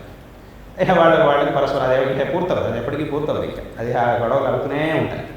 అటువంటి సందర్భాల్లో శంకరాచార్యుల వారు అవతరించి వాళ్ళందరికీ అసలైనటువంటి తత్వం ఏదైతే ఉందో, ఈ భగవంతుడి పేరు చెప్పుకొని ఉంటే మీలో మీరు ఇట్లా కొట్టుకోవడం అనేది సరికాదు. ఎందుకంటే ఉన్న భగవంతుడు ఒక్కడే. కాబట్టి అసలు వాస్తవంగా భగవంతుడు ఒక్కడే. కాబట్టి ఇవన్నీ కూడా ఆయన యొక్క వేరు వేరు రూపాలు. కాబట్టి ఇక్కడ పరస్పరం ఈ కలహాలకు అవకాశం లేదు అనేటటువంటి విషయాన్ని చెప్పి శంకరాచార్యుల వారు వాళ్ళందరికీ కూడా ఆ తత్వాన్ని ఉపదేశించి అందరిలోనూ ఒక ఐకమత్యం తీసుకొచ్చారు. ఎందుకంటే ఇప్పుడు శివుడికి సంబంధించినటువంటి పురాణాలు, స్తోత్రాలు అంటే మనమే కొంచెం ఆలోచన చేసినా కూడా మనకి ఈ విషయం తెలుస్తుంది. ఇప్పుడు శివుడికి సంబంధించినటువంటి పురాణాలు ఉన్నాయి, స్తోత్రాలు ఉన్నాయి. వాటిని మనం చదివినప్పుడు దాంట్లో ఏముంటుంది, ఆ పరమేశ్వరుడు ఈ జగత్తు యొక్క సృష్టి స్థితి సంహారాన్ని చేసేటటువంటి వాడు అని దాంట్లో ఉంటుంది. విష్ణువుకు సంబంధించిన స్తోత్రాలు తీసుకుంటే విష్ణువే ఈ జగత్తును సృష్టించేవాడు, పరిపాలించేవాడు, సంహరించేవాడు అని దాంట్లో ఉంటుంది. అమ్మవారి యొక్క స్తోత్రాన్ని తీసుకుంటే, పురాణాన్ని తీసుకుంటే అమ్మవారే ఈ జగత్తు యొక్క సృష్టి స్థితి పరిపాలన చేస్తుంది అని ఉంటుంది. ఇలా ఏ దేవతకి సంబంధించినటువంటి స్తోత్రాలని, పురాణాలని మీరు తీసుకున్నా కూడా ఆ దేవతే ఈ జగత్తు యొక్క సృష్టి స్థితి సంహారాన్ని చేస్తున్నాడు అని వస్తుంది దాంట్లో. ఇప్పుడు వీళ్ళందరూ కనుక వేరు ఒకళ్ళు పెద్ద ఒకళ్ళు చిన్న అనే కనుక మనం తీసుకుంటే అప్పుడు శివుడు సృష్టించినటువంటి జగత్ ఏది, శివుడే జగత్ సృష్టి సంహారాన్ని చేస్తున్నాడని పురాణంలో ఉంది, ఈ పురాణంలో ఇట్లా ఉంది, మరి ఇప్పుడు శివుడు ఏ జగత్తుని సృష్టిస్తున్నాడు, విష్ణువు ఏ జగత్తుని సృష్టిస్తున్నాడు, అమ్మవారు ఏ జగత్తుని సృష్టిస్తోంది, మనం ఇప్పుడు ఏ జగత్తులో ఉన్నాం, వాళ్ళు వీళ్ళు సృష్టించినటువంటిది వేరువేరా, లేకపోతే అదంతా ఒకటేనా? ఇప్పుడు మనం ఏ జగత్తులో, మనం ఒక జగత్తులో ఉన్నాం కదా. ఇప్పుడు దీన్ని సృష్టించింది ఎవరు? శివుడు సృష్టించాడు అనాలా, విష్ణువు సృష్టించాడు అనాలా, ఏమనాలి? ఇప్పుడు కాదండి, శివుడు ఒక ప్రపంచాన్ని సృష్టించాడు అన్నాం, విష్ణువు ఒక ప్రపంచాన్ని సృష్టించాడు అని అన్నాం, అమ్మవారు ఒక ప్రపంచాన్ని సృష్టించింది, వాళ్ళు సృష్టించిన ప్రపంచాలు జగత్తులు వేరు వేరు అని అందాము అని అంటే అప్పుడేమవుతుంది? ఇప్పుడు విష్ణువు తప్ప ఇంకెవ్వరూ లేనే లేరు, శివుడు చాలా చిన్నవాడు అనేటటువంటి అనే వాళ్ళు ఎవరైతే ఉన్నారో, అథవా శివుడు అదే రకంగా విష్ణువుకి తీసుకుంటే శివుడు కూడా అలాగే తీసుకోవాలి. వాళ్ళు ఏదైతే ఉన్నారో వాళ్ళు ఏమంటున్నారు? ఈ సమస్త జగత్తులోనే విష్ణువే పరమదైవతం, అథవా శివుడిని ఆరాధించే శివుడే పరమదైవతం అని అంటున్నారు. ఇప్పుడు శివుడు సృష్టించిన ప్రపంచం వేరు, విష్ణువు సృష్టించిన ప్రపంచం వేరు అని అంటే అక్కడికి ఏమైంది? విష్ణువు యొక్క అధికారం దేని మీద ఉంది? విష్ణువు సృష్టించిన ప్రపంచం మీదే ఉంది. శివుడు సృష్టించిన ప్రపంచం మీద విష్ణువుకి అధికారం ఉందా లేదా? లేదు అని అనాలి, లేదు అని పెట్టుకోవాలి. లేదు అని అంటే అక్కడికి ఏమైంది? విష్ణువు సమస్తానికి అధిపతి కాదు, అథవా శివుడు సమస్తానికి అధిపతి కాదు అని వస్తుంది. అలా కాదండి, వీళ్ళందరూ కలిసి ఒకే ప్రపంచాన్ని సృష్టించారు అని అనుకుందాం అని అంటే అప్పుడు ఒక ప్రపంచాన్ని సృష్టించడానికి ఎంతమంది ఎందుకు? ఇన్ని రూపాలు, ఇన్ని భేదాలు అవసరమే లేదుగా. ఒకే పరమాత్మ సృష్టించగలడు ప్రపంచాన్ని, ఆ సామర్థ్యం ఆయనకు ఉంది. మళ్ళీ దాని మీద కాదు, అలా కాదండి, ఇప్పుడు లోకంలో ఒక ఇల్లు కట్టాలనుకోండి, ఒకడు వెళ్ళే అవుతుందా? అందరూ కలిస్తే కదా ఒక ఇల్లు కట్టడానికి అయ్యేది. కాబట్టి శివుడు, విష్ణువు, అమ్మవారు వీళ్ళందరూ కలిసి ఒక ప్రపంచాన్ని సృష్టించారు అని పెట్టుకుందాం అని అంటే అప్పుడు ఏమవుతుంది? లోకంలో ఒక ఇల్లుని ఒకడు ఎందుకు ఒకడు ఇంతమంది కలిసి కడుతున్నారు అంటే దాని అర్థం ఏమిటి? ఒకడి వల్ల కట్టడం కాదు కాబట్టి, కట్టడం అనేది సాధ్యం కాదు కాబట్టి ఇంతమంది కలిసి కడుతున్నారు. అలాగే ఇప్పుడు వీళ్ళందరూ కూడా కలిసి ప్రపంచాన్ని సృష్టించారంటే దాని అర్థం ఏమిటి? ప్రత్యేకంగా శివుడో అథవా విష్ణువో అమ్మవారో ఈ ప్రపంచాన్ని సృష్టించలేరు, వాళ్ళకి సామర్థ్యం లేదు, ఇంకొకళ్ళ సహాయం లేనిదే సృష్టించలేరు అని దాని అర్థం వస్తుంది. అప్పుడు ఏమవుతుంది? ఆ దేవతల యొక్క శక్తిని మనమే తగ్గించినట్టు, మనం ఏదో విచారణ చేస్తూ మనం ఈ చర్చలు ఇవన్నీ పెట్టుకుని దేవుడి శక్తిని మనం తగ్గించినట్టు అవుతుంది. కాబట్టి అది కూడా అసంగతమైనటువంటి విషయం. కాబట్టి ఇక్కడ మనం ఏం చెప్పాలి అనంటే ఉన్నది ఒకే పరమాత్మ. ఆ పరమాత్మ ఇన్ని రూపాలని, ఆ ఒక్క పరమాత్మ ఈ ప్రపంచాన్ని సృష్టించాడు, పరిపాలిస్తున్నాడు, లయం చేస్తున్నాడు, అన్నీ చేస్తున్నాడు. ఆ పరమాత్మకి ఇన్ని రూపాలు ఉన్నాయి, ఆ పరమాత్మే ఆయా సందర్భాలకు తగినట్టుగా ఇన్ని రూపాలని ధరించాడు అని చెప్పాలి. అప్పుడు ఏమవుతుంది అనంటే ఒకే పరమాత్మ అమ్మవారి రూపంలోనూ ఉన్నాడు, శివుడి రూపంలో, అంటే ఏ పరమాత్మ అయితే ప్రపంచం యొక్క సృష్టి స్థితి సంహారాలను చేస్తున్నాడు అదే పరమాత్మ వీళ్ళందరి రూపంలోనూ ఉన్నాడు. కాబట్టి ఏ రూపాన్నైనా మీరు నువ్వే ఈ జగత్తుని యొక్క సృష్టి సంహారాలను చేసేవాడివి అని చెప్పి స్తుతించవచ్చు. ఆ ఒకే మాటను అన్ని చోట్ల మనం ప్రయోగించవచ్చు, ఎందుకంటే అంతా ఒకటే కాబట్టి. వీళ్ళంతా వేరు వేరు అన్నప్పుడు అప్పుడే మనకు అన్ని ప్రశ్నలు మొదలవుతాయి. వేరు వేరు అని అంటే అప్పుడు ఈయనదేమిటి, ఆయనదేమిటి. ఇంకా కొంతమంది ఏమంటారు అని అంటే అలా కాదండి, ఇప్పుడు మీరన్నారు శివుడికి సంబంధించిన పురాణాలు, విష్ణువుకి సంబంధించిన పురాణాలు అనంతా చెప్పారు కదా, ఓ పని చేద్దాం, దాంట్లో విష్ణువుకి సంబంధించిన పురాణాలను మాత్రమే తీసుకుందాం, శివుడికి సంబంధించిన పురాణాలను వదిలేద్దాం. అలా ఎలా అంటారు కొంతమంది, అలా అంటారు. అలా ఎలా వదిలేస్తాం? అన్ని వ్యాస మహర్షి రచించినప్పుడు ఈ పురాణాన్ని మాత్రమే తీసుకుంటాం, ఆ పురాణాన్ని వదిలేస్తామని మనం ఎలా అంటాం? పైగా ఇంకోటి ఏమిటి, ఏ పురాణాన్ని మీరు తీసుకున్నా కూడా సామాన్యంగా దాంట్లో ఒక మాట ఉంటుంది. ఏమిటి? ఈ పురాణం చాలా గొప్పది, ఇది చాలా నిర్మలమైనటువంటి పురాణం, దీన్ని చదవడం ద్వారా మనకి మోక్షం లభిస్తుంది, ఈ పురాణాన్ని నిరంతరం పారాయణం చేసేటటువంటి వాడికి సకల శ్రేయస్సులు లభిస్తాయి పురాణం చెప్తుంది. కాబట్టి ఇన్నున్నప్పుడు ఏ పురాణాన్ని మనం తీసుకోవాలి, దేన్ని వదిలిపెట్టాలి? ఊరికే మేము వదిలేస్తామంటే ఎలా కుదురుతుంది? కాబట్టి ఇక్కడ ఉన్నది ఒకే ఒక్క పరమాత్మ. ఇప్పుడు ఈ పురాణాలన్నీ అలా ఉంచి ఈ పురాణాలన్నిటికీ కూడా మూలభూతమైనటువంటి వేదాన్ని కనుక మనం తీసుకుంటే, ఉపనిషత్తుల్ని తీసుకుంటే అక్కడ మీకేముంటుంది అని అంటే యతో వా ఇమాని భూతాని జాయంతే ఏన జాతాని జీవంతి యత్ ప్రయంత్యభిసంవిశంతి అని మాత్రం ఉంటుంది. అదెవరో తద్విజిజ్ఞాసస్వ తద్బ్రహ్మేతి, అది పరబ్రహ్మ అని ఉంటుంది. అంటే అక్కడ ఇంకా శివుడు విష్ణువు అనేం లేదు అక్కడ. అలాగే అక్కడే ఉపనిషత్తుల్లోనే ఇంకా ముందుకెళ్తే అక్కడేముంది? సబ్రహ్మ శశివస్తహరిశ్చేంద్ర సోక్షర పరమస్వర, అన్నీ కూడా అదే పరమాత్మ అని చెప్పండి.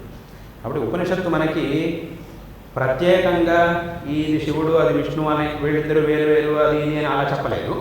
పైపెచ్చి ఏం చెప్పింది? సబ్రహ్మ సశివ సహరి సేంద్ర సోక్ష పరమస్వర. ఇదంతా కూడా అదే పరమాత్మ అని చెప్తుంది. కాబట్టి ఉన్నది ఒకే ఒక్క పరమాత్మ అనేటటువంటి విషయాన్ని శంకరాచార్యుల వారు స్పష్టంగా చెప్పారు.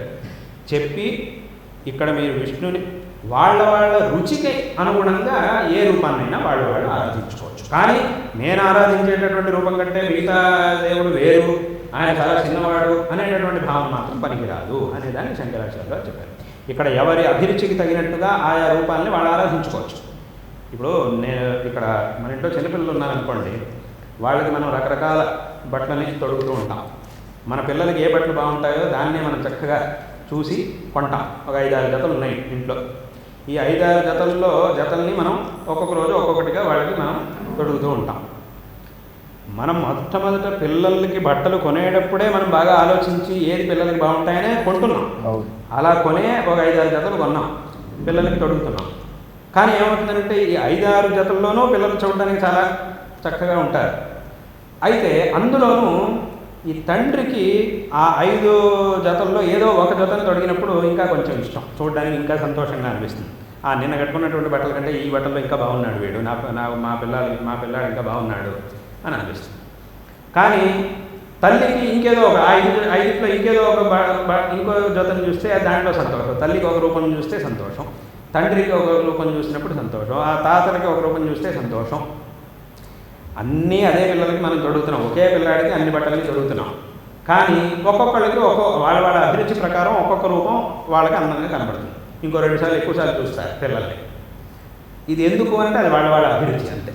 కాబట్టి ఇక్కడ కూడా శివుడు, విష్ణువు, అమ్మవారు ఇదంతా కూడా ఒకే పరమాత్మ అయినప్పటికీ ఇన్ని రూపాల్లో ఏ రూపంలో మన అభిరుచి అనేది ఉంటుందో ఆ రూపాన్ని విశేషంగా ఆరాధించడం అనేటటువంటి పద్ధతి వెనకటి నుంచి వచ్చింది. అందుకే శంకరాచార్యుల వారు పంచాయతన పూజని ప్రారంభించినప్పటికీ మళ్ళీ ఆ పంచాయతనంలో శివ పంచాయతనం, విష్ణు పంచాయతనం, శక్తి పంచాయతనం అన్ని భేదాలు వచ్చినది అందుకోసం. ఎందుకు? ఇక్కడ యద్యపి 5 ఒకే పీఠంలో పెట్టి మనం ఆరాధిస్తున్నాం. అయితే ఇప్పుడు చెప్పినట్టుగా ఎలాగైతే 5 బట్టల్ని మన పిల్లలకు కావాల్సినటువంటివే చూసి మనం కొన్నాం. కానీ ఆ 5లోనూ ఈ ఫలానా ఈ జత అన్నప్పుడు ఇంకా మనకి ఇంకా సంతోషం, దాని మీద మనకు అభిరుచి ఎక్కువ ఉంటుంది. అప్పుడు ఇక్కడ 5 ఒకే పీఠంలో పెట్టి మనం ఆరాధిస్తున్నాం. కానీ ఫలానా దేవత మీద, ఆ దేవత యొక్క రూపం మీద మనకు అభిరుచి ఎక్కువ, ఆ విష్ణువుని చూస్తే మనకు అభిరుచి అట్లా ఉంటుంది. కాబట్టి ఈ రకంగా శంకరాచార్యుల వారు ఏం చేశారు అంటే వాళ్ళ అభిరుచికి తగినట్టుగా భగవదారాధన చేసే వ్యవస్థని చేశారు. అదే రకంగా అలాగని ఈ తారతమ్య దృష్టి అనేది ఏదైతే ఉందో దాన్ని కూడా పోగొట్టారు. పరమాత్మ ఒక్కడే అనేటటువంటి విషయాన్ని చూపించారు. అన్నీ చేశారు శంకరులు, అన్ని వ్యవస్థలు చేశారు. వాళ్ళ అభిరుచికి తగినట్టుగా భగవదారాధన చేయడం కూడా చేసేందుకు కూడా వ్యవస్థ కల్పించారు. అలాగే ఇంకో రూపాన్ని నిందించడం, ఇంకో రూపాన్ని నీచ దృష్టితో చూడడం అనేది ఉండకూడదు అనేదాన్ని కూడా చూపించారు. ఈ రకంగా పరస్పరం జరుగుతున్నటువంటి కలహాలన్నింటినీ కూడా పోగొట్టి భగవంతుడు ఒక్కడే అనేటటువంటి విషయాన్ని చూపించి అందరిలోనూ ఒక ఐకమత్యాన్ని శంకరాచార్య వారు తీసుకొచ్చారు. కాబట్టి ఇది మనకి నిజంగా ఉండవలసినటువంటి ఒక దృష్టి. అటువంటి దృష్టిని శంకరాచార్య వారు చూపించారు. కాబట్టి ఇటువంటి ఒక ఐకమత్యం అనేది శంకరాచార్యుల వారు చూపించినటువంటి అద్వైత సిద్ధాంతం వల్ల మాత్రమే సాధ్యం. ఇంకా దేనివల్ల మనం ఇది సాధ్యం కాదు. కాబట్టి అందుకే శంకరాచార్యుల వారి యొక్క సిద్ధాంతం అది అంత గొప్ప సిద్ధాంతం. ఎందుకంటే ఇప్పుడు ఈ శివుడు అథవా విష్ణువు మీద ఈ తారతమ్య దృష్టి ఇది చాలా తప్పు. ఎందుకంటే ఇప్పుడు కాలంలో ఎలా ఉందంటే ఒక ఉదాహరణ చెప్పాలంటే, ఒకసారి ఒక వ్యక్తి నా దగ్గరికి వచ్చాడు. కొన్నేళ్ల క్రితం ఒక అతను వచ్చాడు. అతను చెప్పాడు ఏమిటంటే నాకేదో సమస్య ఉంది అన్నాడు. ఏమిటా సమస్య అని అడిగాను. నాకు మా భార్యకి ఏదో విభేదాలు ఉన్నాయి అన్నాడు. అదే కాదు, ఇలాంటి చిన్న చిన్న విభేదాలు ఏదో ఉండనే ఉంటాయి కదా అని నేను అన్నా.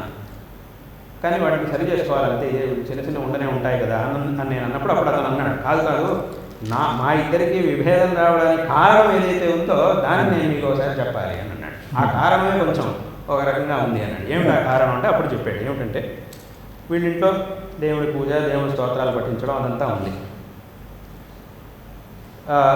వీళ్ళు సామాన్యంగా వేరే వేరే సందర్భాల్లో శివాలయానికి వెళ్తారు, విష్ణు ఆలయానికి వెళ్తారు, అమ్మవారి గుళ్ళకి వెళ్ళేది ఉంది, గణపతి గుడికి వెళ్తారు, అన్ని చోట్లకి వెళ్ళేది ఉంది. అలా మామూలుగా అన్ని చోట్ల వెళ్తూ ఉంటారట. కానీ కొన్ని రోజుల క్రితం ఏమైంది అని అంటే ఆయన ఎవరో పెద్ద మనిషి వచ్చాట, వాళ్ళ ఊరికి ఎవరో ఒక ఆయన వచ్చాట, ఒక పెద్ద మనిషి వచ్చాట. అసలు ఎవరో పెద్ద మనిషి వచ్చాడు అని వీళ్ళ ఆవిడ ఇతను ఎక్కడో ఊరికి వెళ్ళాట. వీళ్ళ ఆవిడ వాళ్ళ చిన్న కొడుకుని తీసుకొని ఆయన దర్శనానికి అని ఏదో వెళ్ళిందిట. ఆయన ఈమెకి ఏదో ఒక మంత్రం ఏదో ఒక నామం ఉపదేశించి నువ్వు రోజు దీన్ని జపం చెయ్యి అని చెప్పి చెప్పాట. ఆయన ఏదో విష్ణువుకి సంబంధించిన ఏదో ఒక నామం ఉపదేశించాట. చెయ్యి, దీన్ని రోజు జపం చెయ్యి అని చెప్పాట. చాలా సంతోషం. విష్ణువు యొక్క నామాన్ని ఉపదేశించి, ఆ హరినామాన్ని ఉపదేశించి దాన్ని రోజు జపం చేయమంటాం, ఆ హరినామ సంగీతం చేస్తే చాలా మంచిది. అంతవరకు బాగుంది. అయితే దాని తర్వాత ఏమన్నాడు అని అంటే, ఇంక నుంచి నువ్వు శివాలయానికి వెళ్ళడానికి వీల్లేదు అని చెప్పాడు. ఇంక నుంచి ఎక్కడా శివాలయానికి వెళ్ళకూడదు, ఇంట్లో శివుడి ఫోటోలు తీసేయాలి, అది అనుకుంటే ఏమిటో చెప్పాడు. శివాలయానికి ఇంక నుంచి నువ్వు వెళ్ళకూడదు, కేవలం విష్ణువాలయానికి మాత్రమే వెళ్ళాలి అని కూడా చెప్పాడు. విష్ణు నామోపదేశం చేశాడు, జపం చేసుకోమన్నాడు, అంతవరకు బాగుంది. ఇంకా శివాలయానికి వెళ్ళకూడదు అని చెప్పాడు. అది ఆవిడ బుద్ధిలో అలాగే బలంగా నిలిచిపోయింది. ఆమె ఇంటికి వచ్చింది. ఇంటికి వచ్చి ఏదో ఒకరోజు నేను శివాలయానికి వెళ్ళదు, విశేషం శివాలయానికి వెళ్తున్నాను, నువ్వు పదా వెళ్దామని ఈ భర్త భార్యని అంటే, అప్పుడు ఆమె చెప్పేది నేను రాను, శివాలయానికి అయితే నేను రాను అన్నది. అదే ఇప్పుడు కొత్తగా చెప్తున్నాను, శివాలయానికి రాకపోవడం ఏంటి? లేదు, నాకు ఆయన చెప్పారు శివాలయానికి వెళ్ళకూడదు అని చెప్పాడు అని చెప్పాడు. అదేమిటమ్మా కొత్తగా ఇట్లా అంటున్నాం ఏమిటి? ఇన్ని రోజులు మనకు అటువంటి తేడాలు లేకుండా అన్ని చోట్లకి మనం వెళ్తున్నాం కదా, శివాలయానికి వద్దు అని అంటాం ఏమిటంటే, ఇంక నుంచి నేను శివాలయానికి వెళ్ళను, మన ఇంట్లో ఎక్కడ శివుడి ఫోటోలు ఉండడానికి వీల్లేదు. ఇలా అప్పటి నుంచి ఈయనకి ఆయనకి విభేదాలు. అంటే ఏమిటి? ఎవరో ఒక మనిషికి ఉన్నటువంటి ఆ శివద్వేషం అది ఎంతవరకు వచ్చింది? ఇంట్లో భార్యాభర్తల మధ్యలో గొడవలు పెట్టేంతవరకు వచ్చింది. వీడు ఎంత పాప ఈతను ఎంతో చూశాడు, చెప్పినా కూడా ఆమెకు అర్థం కాబట్టి అదే బలంగా మనసులో నిలిచిపోయింది. కాబట్టి వాళ్ళిద్దరికి గొడవ. ఇతనంటాడు, ఇతనేమో శివుడి భక్తుడు. లేదు నేను శివుడు అంటే శివుడు భక్తి అన్ని చోటకి వెళ్తాడు, శివాలయానికి వెళ్తాడు, విష్ణువాలయానికి వెళ్తాడు, అమ్మవారి గుడికి వెళ్తాడు. కానీ ఏమైంది? ఆమె మాత్రం శివాలయానికి నేను రాను, విష్ణువాలయానికి తప్ప ఎక్కడికి రాను అని ఆమె చెప్పాలి. కాబట్టి ఇట్లా అంటే ఇంత దూరం వస్తుంది మీకు. చూడండి ఆ శివద్వేషం అంటే ఇక్కడ నేను చెప్పేది శివద్వేషం అని మాత్రం కాదు, విష్ణు ద్వేషమైనా తప్పే. శివుడు గొప్పవాడు అని చెప్పి విష్ణువుని ద్వేషించడం, విష్ణువు గొప్పవాడు అని చెప్పి శివుడిని ద్వేషించడం ఏదైనా తప్పే. అమ్మవారిని ద్వేషించడం ఏదైనా తప్పే ఇక్కడ. దాన్నే శంకరాచార్య. కాబట్టి ఇంత అనర్థానికి దారితీస్తుంది శివద్వేషం అనేది, ఇంత దూరం వస్తుంది. ఇది నిజంగా జరిగినటువంటి విషయం. ఒక ఆయన నాకు ఒకటి మన ఆంధ్ర నుంచే, అక్కడ తెలుగునాటి నుంచే ఒక ఆయన వచ్చాడు, తెలుగు అతనే. అతను మాట్లాడుతూ ఇలా చెప్పాడు, ఇలా ఉంది మా పరిస్థితి అని చెప్పాడు. కాబట్టి ఇలా అంటే ఆ శివద్వేషం అనేది ఇంత సమస్యలకు దారితీస్తుంది. పరస్పర ద్వేషం, శివద్వేషమైన విష్ణు ద్వేషం. కాబట్టి ఇది పనికిరాదు అని చెప్పి శంకరాచార్యుల వారు అందరిలోనూ ఒక ఐకమత్యాన్ని తీసుకొచ్చారు. కాబట్టే శంకరాచార్యుల వారి యొక్క గొప్పతనం అది. అదే రకంగా ఇంకా ఎన్నో గ్రంథాలను రచించారు. అంటే సామాన్యంగా శంకరాచార్యుల వారు చేసినటువంటి కార్యాలను 3 రకాలుగా విభజించవచ్చు. ఒకటి శంకరులు చేసినటువంటి దిగ్విజయ యాత్ర. సమస్త భారతదేశం వారు సంచరించి అన్ని చోట్ల ఉన్నటువంటి అవ్యవస్థలన్నింటినీ పోగొట్టి మంచి వ్యవస్థలను ఏర్పరిచి క్షేత్రాలను ఉద్ధరించారు. ఇప్పుడు బద్రీనారాయణ క్షేత్రం ఉంది, శారదాంలో బద్రీనాథ్ ఉంది కదా, అక్కడ మనం చూస్తున్నటువంటి ఆ విగ్రహాన్ని స్థాపించింది శంకరాచార్య. ఇప్పుడు ఆ విగ్రహం కనుక అక్కడ ఉంది అంటే దానికి కారణం శంకరాచార్య. వాళ్ళు ఎవరో వచ్చి ఆ దేవస్థానం ధ్వంసం చేసి అక్కడ ఉన్నటువంటి విగ్రహాన్ని తీసేశారు వారి కాలంలో. అప్పుడు శంకరాచార్యుల వారు మళ్ళీ అక్కడికి వచ్చి ఆ క్షేత్రాన్ని ఉద్ధరించి అక్కడ విగ్రహాన్ని మళ్ళీ తీసుకొచ్చి స్థాపించారు. అదే రకంగా కొన్ని క్షేత్రాల్లో ఈ తామసమైనటువంటి బలులు ఇత్యాదులన్నీ కూడా జరుగుతుంటాయి. తామసికమైనటువంటి ఆచారాల్లో ఆరాధనలు జరుగుతూ ఉంటాయి. సాత్వికమైనటువంటి ఆచారాన్ని పూర్తిగా పోగొట్టి తామస ఆచారాల్లో చాలామంది చేస్తుంటారు. మళ్ళీ శంకరులు అక్కడికి వచ్చి దానంతా పునరుద్ధరించి మళ్ళీ సాత్వికమైనటువంటి ఈ బలులు ఇత్యాదులన్నింటినీ కూడా ఆపించి ఇవన్నీ చేయించారు. ఈ రకంగా ఎన్నో కార్యాలని వారి యొక్క దిగ్విజయ యాత్రా కాలంలో చేశారు. కాబట్టి అది ఒక గొప్ప పని. అదే రకంగా రెండోది గ్రంథ రచన. ఇప్పుడు చెప్పినట్టుగా భాష్యాలు ఎన్నో గ్రంథాలను రచించారు. ఇవాళ రోజున ప్రపంచంలో అందరూ కూడా సామాన్యంగా ఈ భగవద్గోవింద స్తోత్రాన్ని పఠిస్తారు, గణేష పంచరత్నాన్ని పఠిస్తారు, సౌందర్యలహరిని పఠిస్తున్నారు. ఇటువంటి అద్భుతమైనటువంటి స్తోత్రాన్ని శంకరాచార్యులు వారు రచించారు. అది రెండో కార్యం. ఇక మూడోది చతురామ్నాయ పీఠ. ఈ రకంగా ఇన్ని గొప్ప కార్యాన్ని శంకరాచార్యులు వారు చేశారు. వారు చేసినటువంటి ఆ కార్యాలు ఏవైతే ఉన్నాయో మళ్ళీ అటువంటి కార్యాన్ని చేయడం అనేది సామాన్యంగా ఇంకెవరి వల్ల సాధ్యం కాదు. అంత అంటే వారు చేసినటువంటి కార్యాన్ని మళ్ళీ చేయాలంటే శంకరులే మళ్ళీ దిగి రావాలి. అటువంటి కార్యాన్ని శంకరాచార్యులు వారు చేశారు. కాబట్టి వారి యొక్క గొప్పదనం చెప్తూ పోతే ఇంకా ఎన్ని సంవత్సరాలైనా చెప్తూనే ఉంటాం. అది పూర్తవదు. ఈ అద్వైత సిద్ధాంతము ఆదిశంకర భగవత్పాదులు అదే సర్వశ్రేయో మార్గం మానవాడికి. ఆ మార్గాన్ని ఇంకా ప్రజల్లోకి చైతన్యం కలిగించి ప్రజల్లో ఆ మార్గంగా వెళ్ళాలంటే ధార్మిక సంస్థలైనా ధర్మాచార్యులైనా ఇంట్లో ఎలాంటి కర్తవ్యం పాటించాలన్నారు అద్వైత సిద్ధాంతం? దాంట్లో ఇప్పుడు ఈ అద్వైత సిద్ధాంతాన్ని మనం వాస్తవంగా అద్వైత సిద్ధాంతం, అద్వైత తత్వం అనేది ఏదైతే ఉందో దాన్ని మనం తెలుసుకొని మనం పారమార్థికమైనటువంటి స్థితికి వెళ్ళాలి. అయితే మనం ఉన్నటువంటి వ్యవహార దశలో అద్వైతాన్ని మనం ఎలా తీసుకోవాలి అని అంటే, అద్వైతంలో ఏం చెప్తున్నారు? అన్ని చోట్ల ఉన్నటువంటి చైతన్యం ఒక్కటే అని అద్వైత తత్వం మనకి చెప్తూ ఉన్నది. అన్ని మనుషులు, అందరూ మనుషుల్లో మాత్రమే కాదు, ప్రాణుల్లో ఉండేటటువంటి చైతన్యం కూడా ఒకటే. ఇప్పుడు ఒక ప్రాణి ఉంది, ఒక జంతువు ఉంది, దాంట్లోనూ చైతన్యం ఉంది. మనిషి శరీరం ఉంది, దీంట్లోనూ చైతన్యం ఉంది. అయితే ఏమిటి, ఏ ప్రాణి, ప్రతి ఒక్క జంతువు, ఒక మనిషి అయినా ఒక జంతువు అయినా ఏదైనా కూడా తన శరీర సామర్థ్యానికి తగినట్టుగా నడుచుకుంటోంది. సామర్థ్యానికి తగినట్టుగా తన పనులను చేసుకుంటుంది ఒక్కొక్క ప్రాణి. ఇప్పుడు మనిషి ఉన్నాడు, వీడి యొక్క శరీర నిర్మాణం, వీడి యొక్క బుద్ధిశక్తి, వీడి యొక్క ఇంద్రియాలు ఇవన్నీ కూడా ఒక రకంగా ఉన్నాయి. దానికి తగినట్టుగా వీడు తన పనులను వీడు చేసుకుంటున్నాడు. అదే ఏదో ఒక గోవు ఇత్యాది ప్రాణులు ఉన్నాయి, వాటిల శరీర నిర్మాణం ఒక రకంగా ఉంది. దాంట్లో ఉన్నటువంటి చైతన్యాన్ని ద్వారా, చైతన్యం సంబంధం వల్ల ఆ శరీరం ద్వారా ఏ ఏ పనులు చేయగలుగుతాయో ఆ పనులు అవి చేసుకుంటూ ఉన్నాయి. కానీ అన్ని చోట్ల ఉన్నటువంటి చైతన్యం ఒకటే. ఒక మనిషిలో అయినా ఒక ప్రాణిలో అయినా, దాన్నే శాస్త్రంలో చెప్పేటప్పుడు బ్రహ్మాది స్తంభ పర్యంతం అని ఒక మాటను వాడతారు శాస్త్రంలో. ఏ శరీరాన్ని తీసుకున్నా దాంట్లో ఉన్నటువంటి చైతన్యం ఒకటే.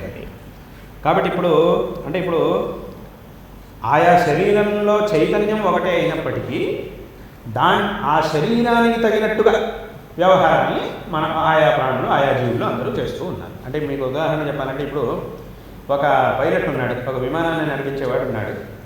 అతడు విమానంలో కూర్చున్నప్పుడు ఏం చేస్తాడు, ఆ విమానాన్ని ఎగిరిస్తాడు, ఒక చోట నుంచి ఇంకో చోటకి తీసుకెళ్తాడు. అతడు విమానం వదిలిపెట్టి ఒక కారులో వచ్చి కూర్చున్నాడు. కారులో అదే వ్యక్తి విమానంలో కూర్చున్నప్పుడు ఎవరైతే దేశాలు దాటి వెళ్ళాడో అదే వ్యక్తి ఒక కారులో కూర్చున్నాడు. అప్పుడు నువ్వు విమానాన్ని ఎగిరించకపోతే ఇప్పుడు కారుని కూడా ఇలాగే ఎగిరించుకుంటూ తీసుకెళ్ళి అంటే అది అయ్యే పని కాదు. అదే మరి దాన్ని ఎగిరించినాడు, దీనికి ఎందుకు ఎగిరించలేవు అంటే, అక్కడ నేను ఆ విమానంలో ఉండి దాన్ని నడిపించాను. అది ఆ విమానం యొక్క సామర్థ్యం, దాని నిర్మాణం అలా ఉంది కాబట్టి దాన్ని ఒక రకంగా నేను ఉపయోగించగలిగాను. దీని నిర్మాణం ఇంకో రకంగా ఉంది కాబట్టి దీన్ని ఎలా ఉపయోగించగలమో అంత మాత్రమే ఉపయోగించగలం. కాబట్టి మనిషి ఈ చైతన్యం అనేది ఏదైతే ఉందో, ఈ చైతన్యం ఏ శరీరంలో ఉంటుందో ఆ శరీరానికి తగినట్టుగా వ్యవహారాలన్నీ జరుగుతూ ఉంటాయి. అయినప్పటికీ అన్ని శరీరాల్లోనూ ఉండేటటువంటి చైతన్యం ఒక్కటే. అయితే ఆయా ఉపాధుల వల్ల ఈ భేదాలు, ఒకరికి సుఖం ఒకరికి దుఃఖం ఇత్యాది ఇప్పుడు చెప్పినట్టుగా ఆ శరీరం, ఆ అంతఃకరణం, ఆ ఉపాధులు, వీటి వల్ల ఈ భేదాలన్నీ, ఒకరికి సుఖం ఒకరికి దుఃఖం ఇత్యాదులన్నీ కూడా ఏర్పడతాయి. అంటే నేను ఇంకా ఇప్పుడు మొత్తం చెప్పలేదు, కొంత విషయం మాత్రమే చెప్పాను. ఇప్పుడు వినేవాళ్ళకి అదేమిటి ఇలా అయితే అలా అవుతుంది కదా, అలా అయితే ఇలా అవుతుంది, చాలా సందేహాలు రావచ్చు, వినేవాళ్ళకి రావచ్చు. అన్నీ చెప్తారు, చెప్తే చాలా పెద్ద విషయం. అంటే ఇప్పుడు ఏమిటంటే వినేవాళ్ళకి ఏదైతే చెప్పారు దీనివల్ల చాలా ప్రశ్నలు వస్తాయి కదా అంటే, ఆ ప్రశ్నలన్నింటికి సమాధానం ఉంది, అది తర్వాత అయితే దాని సమయాన్ని బట్టి తర్వాత చూద్దాం. కాబట్టి అద్వైత తత్వంలో అన్ని చోట్ల ఉన్నటువంటి చైతన్యం ఒక్కటే. కాబట్టి ఇప్పుడు మనం అన్ని చోట్ల ఉన్నటువంటి ఆ చైతన్యాన్ని చూడగలగాలి, చూసేటటువంటి పరిపక్వతని తెచ్చుకోవాలి. ఇప్పుడు చూసేటటువంటి సామర్థ్యం లేదు మనిషి, ఇప్పుడు అటువంటి సామర్థ్యం మనిషికి లేదు. ఇప్పుడు ఒక మనిషి ఉన్నాడు, సామాన్యంగా వాడు ఏం చేస్తాడు, ఎవరో ఒకడు ఆకలితో ఉన్నాడు, కష్టాల్లో ఉన్నాడు, వీడి దగ్గర వచ్చి స్వామి నాకు ఏదైనా అన్నం పెట్టండి అని అన్నాడు. అప్పుడు వీడేమంటాడు, నీకెందుకే పెట్టాలి, నీకు నాకేమిటే సంబంధం, నాకేమిటి సంబంధం, నీకు ఎందుకు ఇవ్వాలి అని అంటాడా? నిజంగానే పాపం వాడు నిజంగానే కష్టాల్లో ఉన్నాడు, వీడికి సామర్థ్యం ఉంది, ఇచ్చే సామర్థ్యం వీడికి ఉంది, కానీ వీడేం చేస్తున్నాడు, నీకెందుకే నేను ఇవ్వాలి, నువ్వెవడు, నీకేంటి సంబంధం అని అంటున్నాడు. కానీ అక్కడ వాస్తవంగా అనాల్సింది అది కాదు. వాడికి వీడికి ఏం సంబంధం ఉన్నది అనేది పక్కన పెట్టాలి. కానీ వాడిలో ఉండేటటువంటి అదే చైతన్యం నీలోనూ ఉంది, నీ చైతన్యమే వాడిలోనూ ఉంది. కాబట్టి వాడి యొక్క శరీరానికి సంబంధించి వాడికి ఈ ఆకలి అనేది వేస్తుంది. కాబట్టి నీకు ఆకలి వేసినప్పుడు ఎలా ఉంటుందో వాడికి అలానే ఉంటుంది. కాబట్టి వాడికి నువ్వు నీ చేత ఎంత అవుతుందో అంత నువ్వు ఇవ్వాలి. అలా గనక చూడగలిగితే, వ్యవహార దశలోనూ మనం అలా గనక చూడగలిగితే అప్పుడు వీడు ఆ అద్వైతాన్ని అనుసరిస్తూ ఉన్నట్టు. అంటే వ్యవహారం వ్యవహారం. అలాగని ఇప్పుడు వాడిని ఏదో నువ్వు తెచ్చుకొని నేను ఎత్తి మీద పెట్టుకోవాలి, నేను వాడు అడిగింది వాడికి ఇస్తే చాలు, వాడికి ఉన్నటువంటి కష్టాన్ని తీరిస్తే చాలు. వాడిని నువ్వు తీసుకొచ్చి ఒళ్ళో కూర్చోబెట్టుకోక్కర్లేదు, నెత్తి మీద కూర్చోబెట్టుకోక్కర్లేదు, వాడిని పెద్ద సింహాసనం ఎక్కించక్కర్లేదు, నువ్వు వాడి కాడ పట్టుకొని కూర్చోక్కర్లా. అలా నేను చేయమనట్లే. వాడికి కావాల్సినటువంటిది, వాడికి ఏదో కావాల్సి ఉన్నప్పుడు, అది దాన్ని ఇచ్చే సామర్థ్యం నీ దగ్గర ఉన్నప్పుడు, అప్పుడు నీకు నాకేమిటి సంబంధం, ఏదో వ్యావహారికమైనటువంటి ఏదో సంబంధాన్ని చూసుకొని నీకు నాకేమిటి సంబంధం అది ఇది అని వాడిని దూషించకుండా, ఎందుకంటే ఇది ఈ ఆకలి అనేటటువంటిది అందరికీ సంబంధించి సామాన్యంగా అందరికీ ఉన్నటువంటి విషయం. ప్రతి ఒక్క మనిషికి ప్రతి ఒక్క ప్రాణికి ఉంది.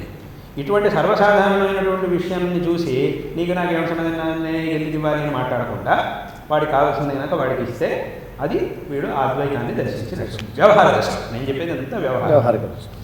ఇది ఒక విధమైనటువంటి దృష్టి. అద్వైతాన్ని వ్యవహారంలో మనం ఉపయోగించుకోవడం ఎలా అనే దాంట్లో ఇదొకటి. ఇంకొకటి ఏమిటంటే అద్వైతంలో ఈ అద్వైత తత్వాన్ని ఎవరైతే విచారించాలనుకుంటాడో వాడికి సాధన చతుష్టయాలు ఉండాలి అని శాస్త్రం చెప్తుంది. 4 సాధనాలు వీడి దగ్గర ఉండాలి. అంటే సాధన అంటే బయట కనిపించేవి కదా, లోపల ఉండాలి వీడి. ఆ 4 సాధనాలు కనుక వీడి దగ్గర ఉంటే వాడు వేదాంత విచారాన్ని చేయడానికి అర్హుడవుతాడు అని శాస్త్రం చెప్తుంది. ఏమిటా 4 సాధనాలు అంటే, మొట్టమొదటిది వివేకం. ఇదేమిటి, ఏది సరి ఏది తప్పు, ఏది మంచి ఏది చెడు అనేటటువంటి జ్ఞానం, దీన్నే వివేకం అని అంటారు. రెండవది వైరాగ్యం. ఏది సరో అదే నాకు కావాలి, ఏది చెడ్డదో అది నాకు వద్దు అనేదే వైరాగ్యం. వైరాగ్యం అంటే ఏమిటి, ఇది నాకు వద్దు అని వదిలిపెట్టడమే వైరాగ్యం. కాబట్టి ఇది నాకు వద్దు అనేటటువంటి భావన రావాలి దాని మీద, అదే వైరాగ్యం. దేని మీద వైరాగ్యం రావాలి, ఏది తప్పో దాని మీద వైరాగ్యం రావాలి. వాస్తవంగా వీడికి ఏది కావాలో దాని మీద వైరాగ్యం రాకూడదు. అందుకోసమే ముందు ఏది మంచి ఏది చెడు, ఏది నాకు కావాల్సినటువంటిది ఏది నాకు ఉపయోగం లేనిది అనేదాన్ని వీడి ముందు మొట్టమొదటి స్పష్టంగా తెలుసుకోవాలి. దాన్నే వివేకం అని అంటారు. అంటే ఏది అక్కర్లేదో దాన్నే కావాలి అని భావించడం, ఏది కావాలో ఇది అక్కర్లేదు అని భావించడం అది ఉండకూడదు. అందుకోసమే వివేకం కావాలి. కాబట్టి ఆ వివేకాన్ని సంపాదించుకోవాలి. అదే రకంగా వైరాగ్యం, ఏది అక్కర్లేదో దాని మీద వీడికి వైరాగ్యం కావాలి. అలాగే వివేకం, వైరాగ్యం, అలాగే ఈ సమాధి షట్కం అని అంటారు. అంటే అంతరింద్రియ నిగ్రహం, బహిరింద్రియ నిగ్రహం, ఏకాగ్రత ఇత్యాదులు ఇవన్నీ కూడా ఉన్నాయి. దాన్నే 6 ఉన్నాయి. అవి సమాధి షట్కం అని అంటారు. శమోదమో ఉపరతీతి దీక్ష, శ్రద్ధ, సమాధానం అని ఉన్నాయి. అవన్నీ కూడా వీడికి ఉండాలి. ఎందుకంటే ఈ నిగ్రహం ఉంటేనే కదా వాడికి కావాల్సినటువంటి దాన్ని సరిగా తెలుసుకోగలుగుతాడు. ఇప్పుడు ఏదో తెలుసుకున్నాడు, దాని నుంచి వైరాగ్యం, కానీ మనసు మాత్రం మళ్ళీ అటే లాగుతుందంటే ఏమవుతుంది, ఆ మనసు నిగ్రహం లేకపోతే మళ్ళీ మనసు అటే లాగేస్తుంది. మళ్ళీ వీడు ఇంత కష్టపడినా కూడా మళ్ళీ అక్కడికి వెళ్ళాల్సి వస్తుంది, మళ్ళీ వాడి కింద పడాల్సి వస్తుంది. అది సమాధి షట్కం అనేది ఉండాలి. చివరికి ముముక్ష అనేది ఉండాలి. ముముక్ష అంటే ఏమిటి, నా యొక్క లక్ష్యం ఇది, దీన్ని నేను పొందాలి, ఖచ్చితంగా దీన్ని నేను పొందాలి అనేటటువంటి తీవ్రమైన ఇచ్ఛ, దాన్నే ముముక్ష అని అంటారు. అందుకే అక్కడ ఏమంటారంటే ఒట్టి ఆశ ఉంటే సరిపోదు, తీవ్రంగా ఉండాలి. ఇది ఖచ్చితంగా నేను చేయాల్సిందే, ఊరికే ఈ లక్ష్యాన్ని నేను పొందాలి అనుకుని ఊరికే కూర్చుంటే సరిపోదు, ఖచ్చితంగా నేను దీన్ని పొందాలి అనేటటువంటి దృఢమైన తీవ్రమైనటువంటి ఇచ్ఛ ఉండాలి. అంటే మీకు దానికి ఒక ఉదాహరణ శాస్త్రంలో చెప్తారు. ఒకడున్నాడు, వాడి బట్టలకి నిప్పంటుకుంది. ఆ నిప్పంటుకున్నప్పుడు వాడి మనసులో ఏముంటుంది, ఎలాగైనా సరే దీన్ని ఆర్చాలి, ఈ మంటలను ఆర్పడానికి ప్రయత్నం చేస్తాడు. వాడు ఈ మంటల్ని ఎలా ఆర్పగలుగుతాను అనేది వాడి బుద్ధిలో ఉంటుంది తప్ప ఇంకేమీ ఉండదు వాడికి. అదొక్కటే వాడి బుద్ధిలో ఉంటుంది. ఎక్కడ ఏం దొరికినా, ఏదైనా దీనికి కావాల్సినటువంటి ఒక చిన్న సాధనం దొరికినా కూడా దాంతో వాడు ఆర్పుకోవడానికి ప్రయత్నం చేస్తాడు. వాడి బట్టలకు మంటలు అంటుకొని అది కాలుతున్నప్పుడు మనం వాడి దగ్గరకు వచ్చి నేను నీకు 1 కోటి రూపాయలు ఇస్తాను, 1 కిలో బంగారం ఇస్తాను, ఏదో అక్కడెక్కడ పెద్ద స్థలాన్ని నీకు ఇస్తాను అంటే అప్పుడు వాడు ఏమంటాడు, ముందు దీన్ని ఆర్పుకొని ఆ తర్వాత దాని సంగతి ఆలోచిద్దామని అంటాడు. అంటే దాని గురించి వాడికి ఇదే లేదు, వాడికి అటువైపు వాడి దృష్టే లేదు. వాడి దృష్టి కేవలం దీని మీద తప్ప ఇంకా దేని మీద లేదు. అదే తీవ్రమైనటువంటి ఇచ్ఛ అంటే ఏదైతే మనకు కావాల్సిందో దాన్ని తప్ప ఇంకేది నాకొద్దు అనే దాన్నే తీవ్రమైనటువంటి ఇచ్ఛ. ఇది కావాలి అది కావాలి అని అంటూ కూర్చుంటే దీన్ని పొందలేము. ఈ 4 సాధనాన్ని అద్వైతంలో చెప్పారు. ఈ 4 సాధనాలు ఎవరికైతే ఉంటాయో వాడే వేదాంత విచారం చేయగలుగుతాడు, వాడే ఆ తత్వజ్ఞానాన్ని పొందగలుగుతాడు అని శాస్త్రం చెబుతుంది. అయితే ఇవన్నీ కూడా శాస్త్రం కోసం చెప్పారు. ఇప్పుడు మనం కొంత ఆలోచన చేసి లౌకికమైనటువంటి పనుల్లో వీటిలో ఉపయోగం ఎంతవరకు ఉంది అనేదాన్ని మనం ఆలోచిద్దాం. ఇవి కేవలం శాస్త్రంలో చెప్పినటువంటి సాధన కోసం మాత్రమే కావాలి అని లేదు, లోకంలో కూడా అంతే కదా. ఇప్పుడు ఒక పిల్లాడు ఉన్నాడు, చదువుకునే పిల్లవాడు ఉన్నాడు, వాడు పరీక్షలో పాస్ అవ్వాలంటే వాడికి ఈ సాధన చతుష్టయం ఉండాలి. మొట్టమొదట వివేకం ఉండాలి. ఏమిటి వివేకం? ఇది నా చదువు, దీనివల్ల నాకు ఉపయోగం, నేను జీవితంలో బాగుపడతాను. ఇది వేరే దానికి ఈ విద్య నుంచి మనల్ని పక్కకి తెప్పించేవి ఏవైతే ఉన్నాయో ఇవన్నీ కూడా నాకు అపకారం కలిగించేవి, కాబట్టి వీటి జోలికి నేను వెళ్ళకూడదు అనే వివేకం మొట్టమొదటి వీడికి ఉండాలి. ఆ వివేకం ఉండాలి పిల్లలకి. తర్వాత రెండోది వైరాగ్యం అంటే ఏమిటి? ఇది నా చదువు కాబట్టి ఇది మాత్రమే నాకు కావాలి, దీనికి ప్రతిబంధకాలు ఏవైతే అవన్నీ నాకు వద్దు అని వదిలిపెట్టేయాలి. మళ్ళీ ఏదో పుస్తకం పెట్టుకొని చదువుతున్నాడు, మనసులో మాత్రం దాన్నే ఆలోచిస్తున్నాడంటే మళ్ళీ ఇప్పుడు చదువు సాగదు. దాన్నే వైరాగ్యం. ఆ వైరాగ్యం వీళ్ళకే ఉండాల్సిందే. ఏదో శాస్త్రంలో అద్వైతత్వ సాధన చేసేవాడికి మాత్రమే కాదు, చదువుకునేవాడికి ఇది ఉండాల్సిందే. అలాగే సమాధి షట్కం అంటే ఏమిటి? చదువుకోవడానికి కావాల్సినటువంటి మనోనిగ్రహం ఉండాలి, ఇంద్రియ నిగ్రహం ఉండాలి, అది వాళ్ళకే ఉండాల్సిందే. ఏకాగ్రత ఉండాలి, అవన్నీ కూడా వాళ్ళకే ఉండాలి. ఇక చివరిది ముముక్ష. అక్కడేమో ముముక్ష అంటే నేను ముక్తిని పొందాలి అనే ఇచ్చ. ఇక్కడ ఏమిటి? నేను ఎలాగైనా సరే పరీక్షలో ఉత్తీర్ణుడు అవ్వాలి, నా జీవితంలో నేను నా లక్ష్యాన్ని ఇది సాధించాలి, ఇంత పెద్ద చదువుని నేను చదవాలి, ఇంత గొప్పవాడిని అవ్వాలి అనేటటువంటి లక్ష్యం ఇక్కడ ఉండాలి. అది తప్ప దానికి ప్రతిబంధకాలన్నీ ఏవైతే ఉన్నాయో అవేమీ నాకు ఉండకూడదు అని వదిలిపెట్టాలి. అది తీవ్రమైనటువంటి ఇచ్చ ఇక్కడ ఉండాలి. అప్పుడు అక్కడికి ఏమైంది? శంకరాచార్యుల వారు తమ భాష్యంలో ఈ 4 సాధనాలని చెప్పారు. ఉచ్యతే నిత్యానిత్య వస్తు వివేక, ఇహాముత్రార్థ ఫలభోగ విరాగ, శమదమాది సాధన సంపత్తు, ముముక్షుత్వంచ అని ఈ 4 సాధనాలని శంకరాచార్యుల వారు చెప్పారు. అయితే ఇక్కడ ఏమైంది? ఈ 4 సాధనలు, ఈ సాధన చతుష్టయం అనేది ఏదైతే ఉందో ఇది కేవలం అద్వైత తత్వాన్ని సాధన చేయడం కోసం మాత్రమే కాదు, లోకంలో ఏ పనిలో మనం విజయాన్ని పొందాలన్నా కూడా ఈ 4 మనకు ఉండాల్సిందే. కాబట్టి ఆ అద్వైత తత్వం మనకి లోకంలో ఈ రకంగా కూడా ఉపయోగపడుతుంది. ఇలా కూడా మనకి ఆ తత్వం అనేది ఉపయోగపడుతూ ఉన్నది. అంటే అందరినీ ఒక విధమైనటువంటి ఆ సమత్వ దృష్టితో చూడడానికి ఆ తత్వం మనకు ఉపయోగపడుతోంది. అంటే అయితే వ్యావహారిక దశలో ఉన్నాం కాబట్టి ఆ సమత్వ దృష్టితో కొన్ని పనులని మాత్రమే మనం చేయగలుగుతాం. అలాగే అన్ని పనులని ఇష్టం వచ్చినట్టుగా చేయడం కుదరదు. ఇప్పుడు సమత్వ దృష్టి అన్నాం కాబట్టి ఏదో ఇప్పుడు ఇష్టం వచ్చిన వాళ్ళని ఇష్టం వచ్చినట్టుగా చూడడం అంటే అది కుదరదు. అదే చెప్పిన వ్యావహారికంలో కొంత మటుకు మనం ఆ సమత్వ దృష్టితో చూస్తూ, ఎందుకంటే ఇప్పుడు మనిషి ఏం చేస్తున్నాడు? ఎక్కడ సమత్వ దృష్టితో చూడాలో అక్కడ చూడట్లేదు, ఎక్కడ సమత్వ దృష్టితో చూడాల్సిన అవసరం లేదు అక్కడ సమత్వ దృష్టితో చూస్తే రెండింటి వల్లనూ మనకి ఇబ్బంది, ప్రమాదమే. కాబట్టి అలా కాకుండా వ్యవహారంలో కొంతవరకు ఆ ఐక్య దృష్టి అనేది ఉండాలి. ఈ సాధనల యొక్క అనుష్ఠానం మనకి వ్యవహారంలో కావాలి. కాబట్టి ఈ వ్యావహారిక ప్రపంచంలో అద్వైతాన్ని మనం ఎలా ఉపయోగించుకోవాలి అని అంటే, మొట్టమొదట ఆ అద్వైతాన్ని 2గా మనం చూడాలి. 2గా చూడడం అంటే ఏమిటి? ఒకటి ఆ తత్వం, అన్ని చోట్ల ఉన్నటువంటి ఆ చైతన్యం, ఏకతత్వం. రెండోది ఆ సాధనాలు. వీటన్నింటినీ పెట్టుకుంటే మనకి వ్యవహారంలో చాలా ఉపయోగపడుతుంది, మనం ఎంతో ఉత్కృష్టమైనటువంటి స్థితికి రాగలుగుతాం. కాబట్టి ఇది వ్యవహారానికి. ఇంకా పారమార్థికమైనటువంటి స్థితిలో ఎలాగో అద్వైతాన్ని మనం సాధించిన తర్వాత దాన్ని సాక్షాత్కారం చేసుకొని మోక్షాన్ని పొందడం అనేటటువంటి పారమార్థిక ప్రయోజనం అది ఎలాగో ఉండనే ఉంది. ఈ వ్యవహారంలో దీని ద్వారా మనం ఎలా ప్రయోజనాన్ని పొందాలి అంటే ఈ రకంగా మనం దీని ప్రయోజనాన్ని పొందాలి. ఏ అద్వైత సిద్ధాంతం ప్రచారంలో కానీ అద్వైత సిద్ధాంతంలో విశేషమైనటువంటి కృషి ఈ దక్షిణామ్నాయ శృంగేరి శారదాపీఠం ఆదిశంకర్ నుంచి ఇప్పటిదాకా ఎంతో భారతదేశంలో చాలా గొప్పగా ఉంది. ఈ అవిచ్ఛిన్న గురు పరంపరలో ఈ అద్వైత సిద్ధాంతాన్ని ఒక్కొక్క గురువు ఒక్కొక్క విధంగా ఈ ఎన్నో తరాలుగా వాళ్ళు ప్రభావితం చేస్తూ ఉంటారు. ప్రత్యేకమైనటువంటి ఈ కార్యాచరణ మన పీఠం ద్వారా సెలవేయండి. ప్రత్యేకంగా అంటే ఇప్పుడు వెనకటి నుంచి ఇప్పుడు దీనికి ఆ అద్వైత విద్య అనేది ఏదైతే ఉందో దాన్నే మనం బ్రహ్మ విద్య, దాన్ని పరంపరగా ఎందుకంటే దానికంతా ఒక సంప్రదాయం ఉంది. ఈ విద్యను అభ్యసించాలి అంటే దానికి ఒక సంప్రదాయం అనేటటువంటిది ఉంది. ఇప్పుడు శంకరాచార్యుల వారు ఒక భాష్యాన్ని కనుక మనం తీసుకుంటే దాంట్లో భాష్యంలో ఉన్నటువంటి ఈ వాక్యానికి ఇలా అర్థం చెప్పాలి అనేటటువంటి దానికి ఒక పద్ధతి ఉంది.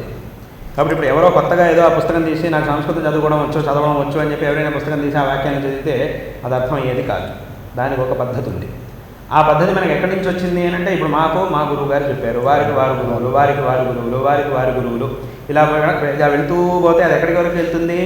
దాన్ని మనం చెప్తాం సదాశివ సమారంభం శంకరాచార్య అస్మదాచార్య పర్యంతం అని చెప్తాం. ఇప్పుడు మాకు అస్మదాచార్యులు మా గురువు గారు, వారికి వారి గురువులు అది ఎక్కడికి వెళ్ళి ఆగుతుంది అని అంటే ఈశ్వరుడి దగ్గర ఆగుతుంది, భగవంతుడు. మళ్ళీ ఇంకా భగవంతుడికి ఇంకో గురువు లేడు కాబట్టి ఈశ్వరుడి దగ్గర ఆగుతుంది. కాబట్టి ఆ పారంపరికమైనటువంటి ఆ శాస్త్ర విద్య అనేది ఏదైతే ఉందో దానికి ఒక సంప్రదాయం ఉంది. ఆ సంప్రదాయం ప్రకారంగా ఏ వాక్యానికి ఎలా అర్థం చెప్పాలి, మన ఇష్టం వచ్చినట్టుగా వాక్యాలకు అర్థం చెప్తే కుదరదు. దానికి ఆ పౌర్వాపర్యం అంతా కూడా చూసి మనం అర్థం చెప్పాలి. లేకపోతే ఇప్పుడు ఏమైంది, భగవద్గీతలో ఒక వాక్యం ఉంది, చివరికి ఒక వాక్యం ఉంది. కృష్ణుడు ఒక వాక్యం చెప్పాడు, ఏమిటి? యథేచ్ఛసి తథాకురు అన్నాడు. అర్జునుడితో అన్నాడు యథేచ్ఛసి తథాకురు అన్నాడు. ఏమిటి దాని అర్థం? యథేచ్ఛసి తథాకురు అంటే సంస్కృతంలో నీకేమనిపిస్తుందో అది చెయ్యి, నీకు ఇష్టం వచ్చినట్టు చెయ్యి అన్నాడు. అంటే మరి అయితే ఏముంది, భగవద్గీతలో కృష్ణుడే చెప్పాడు కదా, నేను ఇష్టం నీ ఏది ఇష్టమో అది చెయ్యి అన్నాడు. కాబట్టి నా ఇష్టం వచ్చినట్టు నేను చేస్తానంటే దాని అర్థం అలా కాదు. కేవలం ఆ వాక్యాన్ని మాత్రం తీసుకుంటే మనకు అంత అలా కనబడుతుంది. కానీ ముందు ఏముంది, వెనకాలే ఉంది, అదంతా కూడా మనం చూడాలి. కృష్ణుడు ఏం చేశాడు, మొత్తం ఆ తత్వాన్ని మొత్తం అర్జునుడికి ఉపదేశించి చివరిగా అన్నాడు, ఇంకా నీకేం చేయాలని, నేను చెప్పాల్సిందంతా చెప్పాను, ఇంకా నీకేం చేయాలనిపిస్తుందో నువ్వు చెయ్యి అని చెప్పాడు. అందులోనూ కృష్ణుడు నేను చెప్పింది చెయ్యి అని చెప్పకుండా నీకేమనిపిస్తుందో అది చెయ్యి అని ఎందుకన్నాడు? రెండింటికి తేడా ఉంది. నేను చెప్పినట్టు నువ్వు చెయ్యి అని చెప్పలే కృష్ణుడు. ఏమన్నాడు? నేను నీకు చెప్పాల్సింది చెప్పాను, ఇంకా నువ్వు చెయ్యి, నీకు ఇష్టమైంది నువ్వు చెయ్యి అన్నాడు. ఏమిటి రెండింటికి ఏమిటి తేడా అంటే, ఇప్పుడు నేను చెప్పాల్సినటువంటి విషయం అంతా చెప్పాను, నువ్వు బుద్ధిమంతుడివి కాబట్టి, నువ్వు ప్రజ్ఞాశాలివి కాబట్టి దీంట్లో ఏది మంచి అనేదాన్ని నువ్వే తెలుసుకొని ఇంకొకటి బలవంతం లేకుండా, వాడెవడో నన్ను బలవంతం పెట్టాడు కాబట్టి నేను చేస్తున్నాను అనకుండా నువ్వే నేను దీన్ని చేయడం ద్వారా నాకు మంచిది అనేటటువంటి భావనను తెచ్చుకొని నీ అంతట నువ్వు ఈ పని చేయి. అంతే తప్ప ఏదో కృష్ణుడు బలవంతంగా వాడి చేత చేయించాడు అనే మాటకు అవకాశం ఇవ్వకు, అలా అవకాశం ఇవ్వక్కర్లా. ఎందుకంటే రేపు మళ్ళీ అది అర్జునుడికి యుద్ధం చేయడం ఇష్టం లేదు, కానీ కృష్ణుడు ఏం చేశాడంటే ఓకే వాడిని బలవంతం పెట్టి వాడిని మభ్య పెట్టి ఏదో అర్జునుడి చేత యుద్ధం చేయించాడు అనే మాటకు అవకాశం రాకూడదు. కృష్ణుడు చెప్పాల్సిందంతా చెప్పాడు, అయితే అర్జునుడు ఏం చేశాడు, దాంట్లో ఉన్నటువంటి సారాన్ని గ్రహించాడు. వీడు కనుక బుద్ధిమంతుడైతే దానిలో ఉన్న సారాన్ని గ్రహించాలి, గ్రహించి దాన్ని చెయ్యాలి స్వతంత్రంగా, తన ఇచ్ఛతోనే చెయ్యాలి. తానే అంటే ఇప్పుడు ఒక పనిని నేను దీన్ని చెయ్యాలి అని వాడంతట వాడే సంకల్పించి ఆ పనిని చేస్తే అది సరైనటువంటి ఎవరి ఒత్తిడి లేకుండా వీడంతట వీడే అది చెయ్యాలి. అయితే నేను ఈ పని చెయ్యాలి అనే ఆలోచన వీడికి రావాలంటే పెద్దవాళ్ళ మార్గదర్శనం కావాలి. ఆ కావాల్సిన మార్గదర్శనాన్ని కృష్ణుడు చేశాడు. అది కృష్ణుడు ఉపదేశం చేసిన తర్వాత అర్జునుడు ఏం చేశాడంటే తన బుద్ధితోనే తన తెలివితేటలతోనే ఉన్న విషయాన్ని తెలుసుకొని దాన్ని మనస్సులో బాగా విచారించి సరే ఇలా చేయడం సరి అని అనుకుని వాడంతటి వాడు యుద్ధం చేశాడు. కాబట్టి ఏదో కృష్ణుడు బలవంతంగా ఏదో మభ్యపెట్టి వాడితో యుద్ధం చేయించాడని లేదు అక్కడ. కాబట్టి అందుకోసం కృష్ణుడు అక్కడ ఏమన్నాడు, నీకు ఇష్టం వచ్చింది చెయ్యి అన్నాడు. ఇదంతా అర్థం మనం చెప్పాలంటే ఏం చేయాలి, ఊరికే ఆ ఒక వాక్యం పెట్టుకుంటే కుదరదు. ముందేం చెప్పారు, వెనకాల ఏం చెప్పారు, అదంతా కూడా మనం చూడాలి, చూసి అర్థం చెప్పాలి. కాబట్టి ఈ భాష్యాల్లో, ఈ గ్రంథాల్లో, పురాణాల్లో, వేదాల్లో అన్నిటిలోనూ ఒక వాక్యానికి అర్థం చెప్పాలంటే దాని పౌర్వాపర్యం ఏముంది అంతా చూసి మనం చెప్పాలి. ఇప్పుడు కాలంలో ఏముందంటే చాలామంది వాళ్ళే పుస్తకం, నాకు సంస్కృతం చదవవచ్చు అని చెప్పి వాళ్ళే పుస్తకాలు తీసేసుకొని ఏదేదో అనువాదాలు, ఆ అనువాదాలు ఏవో ఉంటాయి వాటిని చూసేసుకొని వాళ్ళే ఏదేదో చెప్పేస్తూ ఉంటారు. ఇప్పుడు అంటే ఒక ఉదాహరణ చెప్పాలంటే, ఒకసారి ఒక ఆయన వచ్చాడు నా దగ్గరికి, వచ్చి చెప్పాడు, ఏమండి మా స్వామివారు మా అబ్బాయి ఉన్నాడు, వాడికి ఉపనయనం చేశాం, వాడికి రోజు సంధ్యావందనం చేయించాం, అయింది. ఈ మధ్య వాడు సంధ్యావందనం చేయడం వదిలేశాడు అని అన్నాడు. ఎందుకు అలా అన్న? ఆయన చెప్పాడు, మా అబ్బాయి ఎవరో వేదాంతం పాఠం చెప్తాడట, ఆ వేదాంత పాఠం చెప్తున్నాడు, ఆయన దగ్గరికి వెళ్తున్నాడు రోజు అని అన్నాడు. సరే దానికి దీనికి ఏం సమస్య, వేదాంత పాఠానికి వెళ్తున్నాడు, సరే సంధ్యావందనం ఎందుకు వదిలేస్తున్నాడు అని అంటే దానికి ఆయన చెప్పాడు, వీడు ఎక్కడైతే వేదాంత పాఠానికి వెళ్తాడో ఆయన అదే ఒకసారి వీడు ఈ తండ్రి కొడుకుని అడిగాడు, ఎందుకు నన్ను సంధ్యావందనం చేయట్లేదు ఎందుకు అని అంటే, అప్పుడు వాడు చెప్పాడట, నేను వేదాంత పాఠానికి వెళ్తున్నాను కదా, అక్కడ వేదాంతం పాఠం చెప్పే గురువుగారు నాకు చెప్పాడు ఈ ప్రపంచం అంతా మిథ్య, అద్వైతంలో చెప్పారు కదా ప్రపంచం అంతా మిథ్య అని చెప్పేశారు, కాబట్టి ఇవేమి చేయాల్సిన పని లేదు, జీవుడు బ్రహ్మ ఒకటే అని చెప్పేశారు, కాబట్టి ఇవేమి నువ్వు చేయాల్సిన పని లేదు, నీ ఇష్టం వచ్చినట్టు నువ్వు ఉండు అని చెప్పేశాడు, కాబట్టి నేను ఎందుకు చేయాలి, అంతా ఒకటే కదా, శాస్త్రమే చెప్తోంది కదా అని వాడు చెప్తున్నాడు. ఈ తండ్రికి ఏమో అద్వైతం ఏమిటి దాని గురించి ఏమీ తెలియదు, ఆయన ఏదో లౌకికంగా ఏదో ఉద్యోగంలో ఉన్నాడు. కానీ ఈ కొడుకు ఇలా చెప్పేసరికి తండ్రికి కాస్త గందరగోళం అయింది, ఇదేమిటి వీడియో ఎట్లా చెప్తా అంటే నిజంగానే అద్వైతంలో ఇలాగే ఉందా నిజంగా, అది ఆయనకు తెలియక నా దగ్గరకు వచ్చి అడిగాడు. అవి నా కొడుకుని అడిగితేనేమో వాడు ఇట్లా అంటున్నాడు, అద్వైతంలో ఇలా చెప్పారు, ఇదంతా మిథ్య కాబట్టి నువ్వు చేయాల్సిన పని లేదు అని చెప్పేశారు, కాబట్టి నువ్వు చేయక్కర్లేదు అన్నారు, కాబట్టి నేను చేయడం మానేశాను అంటున్నాడు నా కొడుకు. నిజంగా అద్వైతంలో ఇలాగే ఉందా అని అడగడానికి వచ్చాడు. దాన్ని క్లారిఫై చేసుకోవడానికి నా దగ్గరికి వచ్చాడు ఆయన. అప్పుడు నేను చెప్పాను, కాదప్ప, నిజంగా అద్వైతంలో ఉండేది అలా కాదు, మిథ్యా జగన్మిథ్య అని చెప్పారు అని చెప్పి. అద్వైతంలో ప్రపంచం అనేది మిథ్య అని చెప్పారు శంకరాచార్యులు, అది వాస్తవమే. కానీ అది మిథ్య అయినప్పటికీ వీడు వ్యవహార దశలో ఉన్నంత వరకు దాన్ని అనుష్ఠానించాల్సింది. అలాగని మిథ్య అనగానే ఇప్పుడే దీన్ని వదిలేయడానికి వీల్లేదు. అంటే ఇప్పుడు నువ్వు మిథ్య అని చెప్పి సంధ్యావందనాల్లో అథవా నువ్వు చేయాల్సిన పనిని వదిలిపెట్టాలి అని అంటే, ఇది మిథ్య కదా, నేను దీన్ని ఎందుకు చేయాలి అని నువ్వు వదిలిపెట్టాలంటే, ఇప్పుడు రేపు నేను ఎవడైనా వచ్చి నీ మీద ఒక దెబ్బేశాడంటే అప్పుడు నువ్వు అమ్మ అని అరవకూడదు, ఎందుకంటే అది మిథ్య కదా. అది మిథ్య కాబట్టి నువ్వేం అనకూడదు. ఆ స్థితి కనుక నువ్వు వెళ్ళగలిగితే అప్పుడు నువ్వు సంధ్యావందనం చేయాల్సిన పని. అవునండి, ఎందుకంటే నిజంగా అటువంటి స్థితికి వెళ్ళినప్పుడు, ఆ పరిపూర్ణమైనటువంటి అద్వైత సాక్షాత్కారాన్ని పొందినప్పుడు ఎవ్వరు ఏం చేసినా కూడా వీడికి ఏ ప్రాపంచికమైనటువంటి ఏ సంబంధం ఉండదు. కాబట్టి ఎవరు ఏం చేసినా కూడా వీడికి ఏ ఇబ్బంది ఉండదు. అయితే ఆ దశకు వెళ్ళిన తర్వాత ఇప్పుడు నువ్వు ఊరికే తప్పించుకోవడానికి ఇదంతా మిథ్య కాబట్టి నేను ఎందుకు చేయాలి అని అన్నాం. ఒకవేళ నువ్వు దీన్ని కనుక మిథ్య అని చెప్పి వదిలిపెట్టేటైతే రేపు నీ మీద ఒక దెబ్బేస్తే అప్పుడు నువ్వు అరవడానికి నాకు నెప్పెడుతుంది అనడానికి వీల్లేదు. అదంటావా? అదనలేదు. అదనవు కదా, నాకు నెప్పెడుతుందని అంటావు. అంటే అక్కడికి ఏమైంది, ఇది మిథ్య అయినప్పటికీ నీకు ఇంకా ఆ దృష్టి రాలేదు. నువ్వు ఊరికే తప్పించుకోవడానికి దీని మీద ఆ దృష్టిని తెచ్చుకొని ఇది అఖంత మిథ్య అని అంటున్నావు. కాబట్టి ఇది తప్పు. నిజంగా నీకు ఆ దృష్టి వస్తే నేను ఎవడు ఏం చేసినా కూడా నీకేమీ కాదు. ఎవడైనా వచ్చి నిన్ను దెబ్బేసినా, నిన్ను ఏం చేసి నేను ఖండించినా కూడా, ఛేదించినా కూడా నీకు ఏ విధమైనటువంటి అంటే ఆ దృష్టి ఆ స్థితికి వెళ్ళాలి. దాన్ని కృష్ణుడు ఆ భగవద్గీతలో కూడా చెప్పాడు, యస్మిన్ స్థితో నా దుఃఖేన గురుణాపి విచాల్యతే. ఆ శస్త్రపాతాదులైనా కూడా వాడికి ఏ విధమైనటువంటి ఆ స్థితిని పొందిన వాడికి ఇదేమీ ఉండదు అని శాస్త్రం చెబుతోంది, కృష్ణుడు చెప్పాడు. ఇంకా మనకి దానికి సంబంధించినటువంటి ఉదాహరణ సదాశివ బ్రహ్మేంద్రుడు వాళ్ళందరి చరిత్రల్లో, సదాశివ బ్రహ్మేంద్రుడు, చంద్రశేఖర భారతీ స్వామి వారు వాళ్ళ యొక్క ఆ చరిత్రల్లో దీనికి సంబంధించినటువంటి ఆ సందర్భాలు కూడా చాలా ఉన్నాయి. కాబట్టి అంటే ఇదంతా నేను ఎందుకు చెప్పొచ్చాను అంటే, ఈ అసాంప్రదాయకంగా శాస్త్రంలో ఉన్నటువంటి విషయాన్ని సరిగ్గా తెలుసుకోకుండా అసాంప్రదాయకంగా నాకంతా తెలుసు అనే భావంతో ఈ అద్వైత సిద్ధాంతం గురించి తప్పులుగా ప్రచారం చేసేవాళ్ళు చాలామంది ఉన్నారు. కాబట్టి దానివల్ల ఏమవుతుందంటే ఇలాంటి అనర్థాలు వస్తున్నాయి, ఇలాంటి అనర్థాలు కలుగుతున్నాయి. కాబట్టి దీనికి ఒక సంప్రదాయం ఉంది. ఆ సంప్రదాయం ప్రకారం ఆ పద్ధతిలో మనం వాళ్ళకు ఉపదేశం చేయాలి, ఆ శాస్త్ర పాఠంగానే అదంతా చేయాలి. అటువంటి ఒక అధ్యయన పరంపర, ఒక సంప్రదాయం అది అనాది కాలంగా, అదే ఆరంభకాలం నుంచి ఈ పీఠంలో పరంపరగా వస్తూ ఉన్నది. అందుకే ఇక్కడ మాకు వేదాంత పాఠం దీన్నంతా కూడా ఇంకెవరూ చేయరు, స్వయంగా గురువుగారే పాఠం చేస్తారు. మాకు మా గురువుగారు చేశారు, వారికి వారు గురువుగారు చేశారు. ఎందుకంటే దానికి ఉన్నటువంటి ఆ పద్ధతి, ఆ సంప్రదాయం ఒకటి ఉంది, దాని ప్రకారంగానే అధ్యయనం చేయాలి.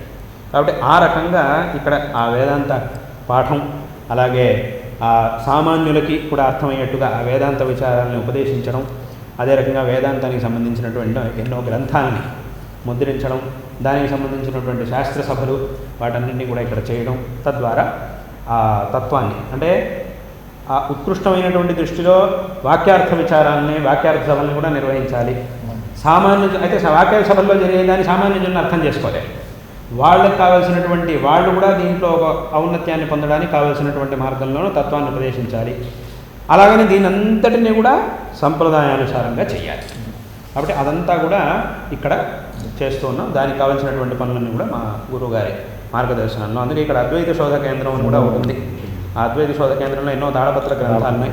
ఒక్కొక్క సందర్భంలో, ప్రతి సంవత్సరం ఒక్కొక్క సందర్భంలో, వాక్యాసభ సందర్భాల్లో, ఇలా వేరే వేరే సందర్భాల్లో దాని నుంచి పనులన్నీ కూడా జరుగుతుంటాయి. అలాగే మనకి జాగ్రత్తత్వ ప్రసార అభియానం అని ఒకటి ఉంది, దాని ద్వారా కూడా ఈ కార్యాలు జరుగుతున్నాయి. అలాగే వేదాంత భారతి అని ఒక సంస్థ ఉంది, మా గురువుగారు దాని మహాపోషకులుగా ఉన్నారు, వేదాంత భారతి అని. ఆ సంస్థ ద్వారా కూడా విశేషంగా ఈ కార్యాలన్నీ కూడా జరుగుతూ ఉన్నాయి. ఈ రకంగా అన్ని చోట్ల ఇప్పుడు అహం బ్రహ్మాస్మి గత కొన్నేళ్లుగా ఈ కొంతకాలంగా ఈ అహం బ్రహ్మాస్మి సంస్థ నుంచి కూడా ఈ పనులన్నీ కూడా విశేషంగా జరుగుతూ ఉన్నాయి. కాబట్టి ఇలా అంటే ఎందుకంటే దాన్ని చెయ్యాలి, అలాగని ఇష్టం వచ్చినట్టు చేయకూడదు. దానికి ఒక సంప్రదాయం ఉంది, దాని ప్రకారంగా ఆ విధిని మనం ఉపదేశించాలి. అటువంటి కార్యాలు జరుగుతూ ఉన్నాయి. ఇప్పుడు ఈ అద్వైత ప్రచారంలో కానివ్వండి, ఇవాళ భారతదేశంలో తమరు సెలవిచ్చిన సనాతన ధర్మం కానీ, అనుష్ఠానము ఒక గురువు ఎలా ఉండాలంటే తార్కాణం కానీ నాటి నుంచి నేటి వరకు చేస్తూ ఉన్నాం. ఇకపోతే ప్రస్తుత పీఠాధీశ్వరులు మన గురువులు మహాసన్నిధానం వారు ఈ 50 ఏళ్ల ప్రస్థానం వారు సన్యాసత్వం తీసుకొని ఇప్పటిదాకా కూడా ఒక ఆ తేజస్సు వారిలో ఉండే శారదాంబ అమ్మవారు, ఆదిశంకరులు, పరమేశ్వరులు, ఆ శిష్యుడి యొక్క దృష్టి ఎన్ని రకాలుగా ఈ 50 ఏళ్ల ఈ ప్రస్థానాన్ని సువర్ణ భారతిగా మనమంతా శిష్యులు అందరి మార్గదర్శనంలో జరుపుకుంటున్నాము. జగద్గురు విధుశేఖర భారతి స్వామి వారి దృష్టిలో జగద్గురు శంకరాచార్య భారతీయ స్వామి వారి యొక్క దృక్కోణాన్ని మాబోటి వాళ్ళకి అర్థమయ్యే సువర్ణ భారతి. మా గురువు గారు వారి యొక్క ప్రధానమైనటువంటి ఉద్దేశం ధర్మ ప్రచారం జరగాలి, అందరూ కూడా ధార్మికమైనటువంటి ఆచరణ చెయ్యాలి, ప్రతి ఒక్కరూ వాళ్ళ జీవితంలో ధార్మికమైనటువంటి ఆచరణ చెయ్యాలి, ఆ ఆచరణకి కావలసినటువంటి జ్ఞానాన్ని కూడా అందరూ పొందాలి, దాని మీద శ్రద్ధని తెచ్చుకోవాలి. దాని మీద వచ్చేటటువంటి ఇప్పుడు ధర్మాచరణ అని చెప్పిన వెంటనే ధర్మ ప్రచారం ధర్మాచరణ చెయ్యాలి అన్న వెంటనే చాలామందికి ఒక ప్రశ్నలు వస్తాయి, చాలా రకాల ప్రశ్నలు వస్తాయి. అది మనిషి స్వభావం. అవును. ఇప్పుడు ఏదైనా ఒక కొత్త విషయాన్ని మనం విన్న వెంటనే దానికి సంబంధించినటువంటి అనేక ప్రశ్నలు మన మనసులో ఉద్భవిస్తాయి. ఇదేమిటి, ఇదెందుకు చేయాలి, అదెందుకు చేయాలి, ఇవన్నీ కూడా వస్తాయి. ఆ ప్రశ్నలన్నిటి కూడా మనం సమాధానం తెలుసుకొని అనుష్ఠించాలి. కాబట్టి ఈ రకమైనటువంటి అంటే జనాలందరూ కూడా ధర్మాచరణ చేయాలి, తద్వారా శ్రేయస్సుని పొందాలి, ఆ ధర్మ మార్గానికి కావలసినటువంటి జ్ఞానాన్ని, ఆ పరిజ్ఞానం, ధర్మ అవగాహనని అందరూ పొందాలి. తద్వారా ఈ సనాతన ధర్మం అనేది ఉత్కృష్టంగా ఆచరింపబడుతూ ఉండాలి నిరంతరం. శాస్త్రంలో చెప్పబడినటువంటి ఆ ధర్మాల యొక్క ఆచరణ ఇదంతా కూడా నిరంతరం జరగాలి అనేటటువంటిది వారి యొక్క ప్రధానమైనటువంటి ఉద్దేశం. అందులోనూ మన ఈ వేదశాస్త్ర విద్యలు ఇవన్నీ కూడా విశేషంగా ప్రచారం అవ్వాలి. ఈ వైదిక సంప్రదాయం అనేది అనాది కాలంలో వచ్చినటువంటి వైదిక సంప్రదాయం, అది ఏమీ విచ్ఛిన్నం కాకుండా జరగాలి, అందరూ కూడా బాగుండాలి. అది వారి యొక్క ముఖ్యమైనటువంటి ఉద్దేశం. దీనికోసం ఈ 50 సంవత్సరాల్లో ఇదంతా కూడా ఊరికే ఏదో ఉపదేశం చేయడం, శిష్యులకు మాత్రం ఈ విషయాలు మీరు ఇలా ఉండాలి, అలా ఉండాలి, ఇలా చేయాలి, అలా చేయాలి అని చెప్పి వదిలేయడం, తాము మాత్రం ఇష్టం వచ్చినట్టుగా ఉండడం అని కాదు. స్వయంగా గురువులు ఆచరించి దీన్ని మనకి చూపిస్తూ ఉన్నారు. 50 సంవత్సరాల్లో స్వయంగా వారు, మా గురువులు దీనంతటిని కూడా ఆచరించి మనకి చూపిస్తూ ఉన్నారు. ప్రతిరోజు వారి యొక్క ఆ కార్య శైలి ప్రాతకాలం నుంచి రాత్రి వరకు అన్నీ కూడా మా గురుగారు చేసేటువంటి అనుష్ఠానాలు కానీ, భక్తులకి దర్శనం ఇవ్వడం, ఇవన్నీ కూడా అందరూ చాలామంది చూసినటువంటి వాళ్ళే, చాలామంది తెలుసుకున్నటువంటి వాళ్ళే. అదే ఒకే విధమైనటువంటి పద్ధతి. అప్పటి నుంచి 50 సంవత్సరాల క్రితం ఎలా ఉండిందో అప్పుడు ఆరంభ కాలంలో ఇవాళ కూడా అదే రకంగా ఉంది. ఈ భవిష్యత్తులోనూ అలానే ఉంటుంది. ఫలానా సమయం అంటే ఫలానా కార్యం, ఇది పాఠకాలం, ఇది పాఠం చేసేటటువంటి కాలం, ఇది అనుష్ఠానం యొక్క కాలం, ఇది చంద్రమౌళి పూజ చేసేటటువంటి కాలం, ఇది భక్తులకు దర్శనం ఇచ్చేటటువంటి సమయం. ఈ రకంగా ఆయా కాలాల్లో అదే రకమైనటువంటి పనులు అట్లాగే జరుగుతూ ఉంటాయి. ఇప్పుడు ఎలాగైతే మనం చూస్తాం, సూర్యోదయం అవుతుంది, ఈ సమయానికి సూర్యోదయం, ఈ సమయానికి వర్షం పడాలి, ఈ సమయానికి సూర్యుడు రావాలి, ఈ సమయానికి చంద్రుడు రావాలి, అవి ఎలాగైతే అట్లాగే జరుగుతూ ఉంటాయో అదే రకంగా మా గురువుల యొక్క కార్యాలు ఇవన్నీ కూడా జరుగుతూ ఉంటాయి. ఇప్పుడు మీరందరూ చూశారు కదా, మా గురువుగారు 2012-13 సంవత్సరాల్లో దాదాపు 14 ఏళ్ల కాలం విజయయాత్ర చేశారు. దాంట్లో మన ఆంధ్రదేశంలోనూ చేశారు, తమిళనాడు, కేరళ, కర్ణాటక అంతా కూడా యాత్ర చేశారు. ఈ 14 సంవత్సరాల 14 నెలల విజయయాత్రలో ప్రతిరోజు మాకు శాస్త్రపాఠం చెప్పేవారు. మీరు చూశారు కదా, పొద్దు నుంచి రాత్రి వరకు ఎన్ని పనులు, ఎన్ని చోట్లకి వెళ్ళేవాళ్ళు, ఎన్ని చోట్లకి వెళ్ళేవాళ్ళు, ఎన్ని చోట్ల సభలు, ఎంతమంది అన్నీ కూడా జరుగుతుండేవి. కానీ ఆ రోజు ప్రతిరోజు కూడా మాకు శాస్త్రపాఠం అనేది పొద్దున్న జరుగుతూనే ఉండేది. ఏ ఒక్కరోజు కూడా విడిచింది లేదు. అంటే ఏమిటి, వాస్తవంగా ఒక పాఠశాలలో కేవలం అధ్యాపన శాస్త్రాన్ని పాఠం చెప్పడం కోసమే ఎవరైతే అధ్యాపకులు ఉంటారో వాళ్ళు కూడా బహుశా ఆ ప్రకారం పాఠం చేసి ఉంటారు. అంటే వాళ్ళ పని కేవలం పాఠం చేయడం కోసమే వాళ్ళు పాఠశాలలో ఉన్నారు. వాళ్ళు కూడా బహుశా నా ప్రకారం ఇంత సరిగ్గా ఈ రకంగా నియమంగా పాఠం చేసి ఉంటారు.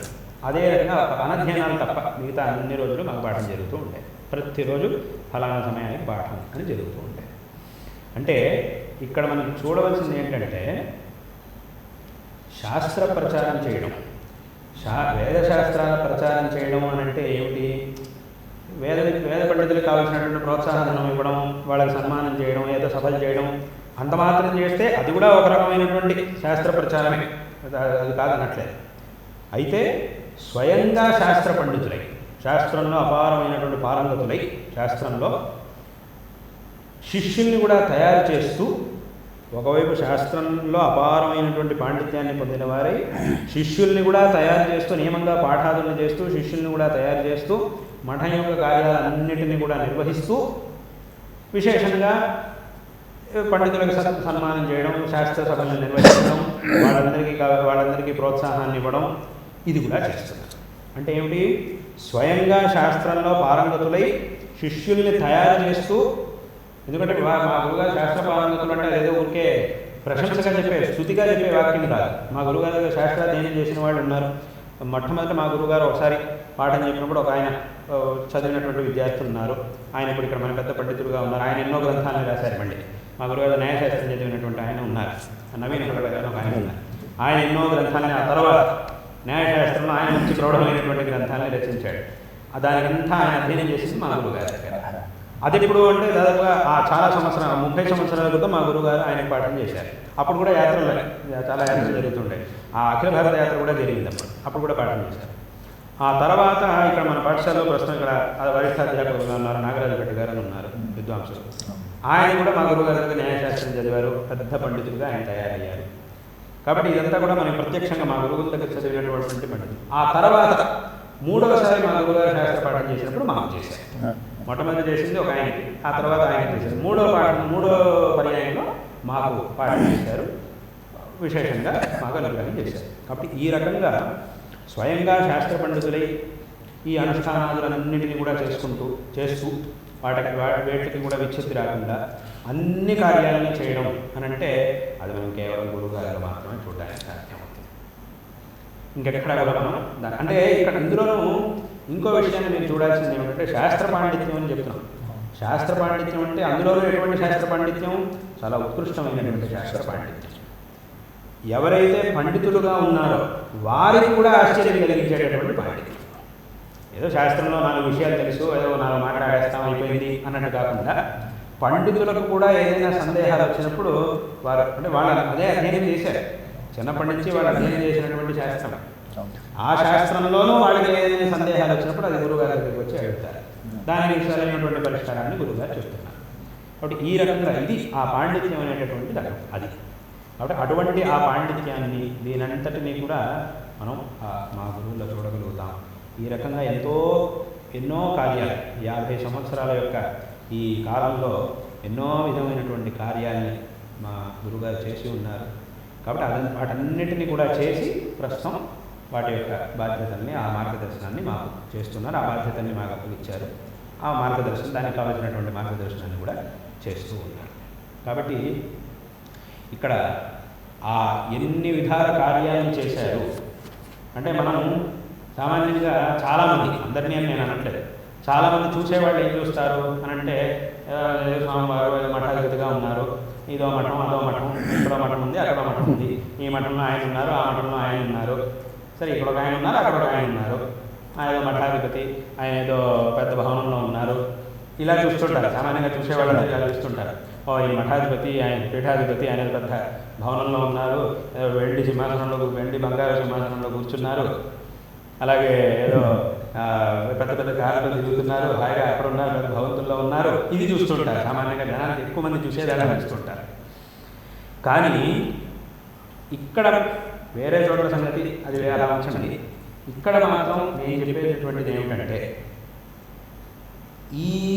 ఇవన్నీ కూడా ఈ శృంగేరి పీఠ పరంపరలో ఇవన్నీ కూడా ఏవైతే ఉన్నాయో ఇవన్నీ గురువు గారిని వెతుక్కుంటూ వచ్చినటువంటి గౌరవాలు. ఇవన్నీ కూడా. ఇప్పుడు ఒక వ్యక్తి స్వయంగా గురువు గారిని వెతుక్కుంటూ వచ్చి, గురువు గారు చెప్పినటువంటి విషయాన్ని, గురువు గారు చెప్పినటువంటి విధానాన్ని, గురువు గారు చెప్పినటువంటి మార్గదర్శనాన్ని, గురువు గారు చెప్పినటువంటి మార్గంలో నడుస్తూ, గొప్పవాడిగా ఉన్నాడు కాబట్టి ఆ వ్యక్తిని వెతుక్కుంటూ ఇవన్నీ కూడా వచ్చినాయి. ఇవన్నీ కూడా వచ్చినాయి తప్ప ఆ వ్యక్తి వీళ్ళని వెతుక్కుంటూ వెళ్ళాలి. అదే తేడా. అదే ఇక్కడికి వేరే చోటకి తేడా. మా గురువుగారు ఎప్పుడు కూడా దేన్ని వెతుక్కుంటూ వెళ్ళలేదు. మాకు ఇలాంటిదే అవ్వాలి, ఇదే ఉండాలి, అదే ఉండాలి అని దేన్ని కూడా వెతుక్కుంటూ వెళ్ళింది. అవన్నీ కూడా వెతుక్కుంటూ వచ్చినాయి. ఇది అంటే ఆ వ్యక్తిత్వం అనేది అలా ఉన్నప్పుడు ఇవన్నీ కూడా వారినే వెతుక్కుంటూ వస్తాయి.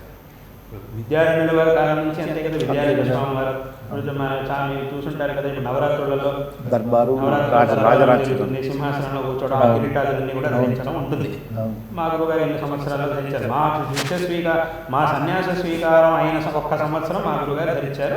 ఆ తర్వాత వదిలిపెట్టారు. అంటే 2015 సంవత్సరంలో ఆ ఒక్క సంవత్సరం ధరించారు. ఆ తర్వాత వదిలిపెట్టేశారు. ఇంకా చాలా అయిపోయింది. ఇంకా మేము శిష్యులకు అప్పగించాం కాబట్టి ఇంకా మళ్ళీ, ఎందుకంటే అది దాని మీద ఏదో ఆశతోనో వ్యామోహంతోనో ధరించింది కాదు.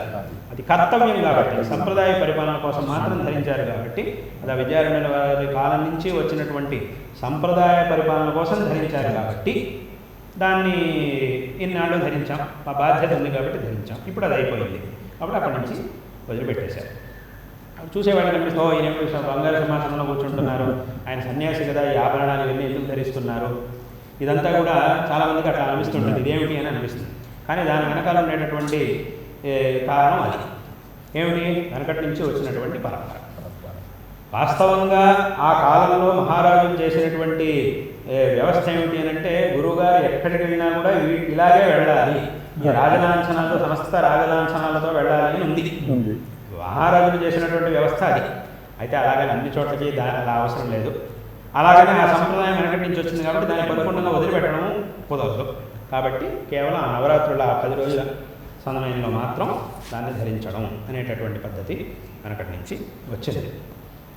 కాబట్టి ఇదంతా ఏమిటంటే కేవలం ఆయా సంప్రదాయాన్ని పరిపాలించాలి, వెనకటి నుంచి వచ్చినటువంటి సంప్రదాయాన్ని పరిపాలించడం కోసం వీటన్నింటినీ కూడా ధరించడం. కాబట్టి ఇప్పుడు విద్యారణ్య స్వామి వారు వారిని వెతుక్కుంటూ ఇవన్నీ వచ్చాయి. ఇప్పుడు మహారాజులు వాళ్ళందరూ కూడా వాళ్ళంతట వాళ్ళు దీన్ని సమర్పించారు.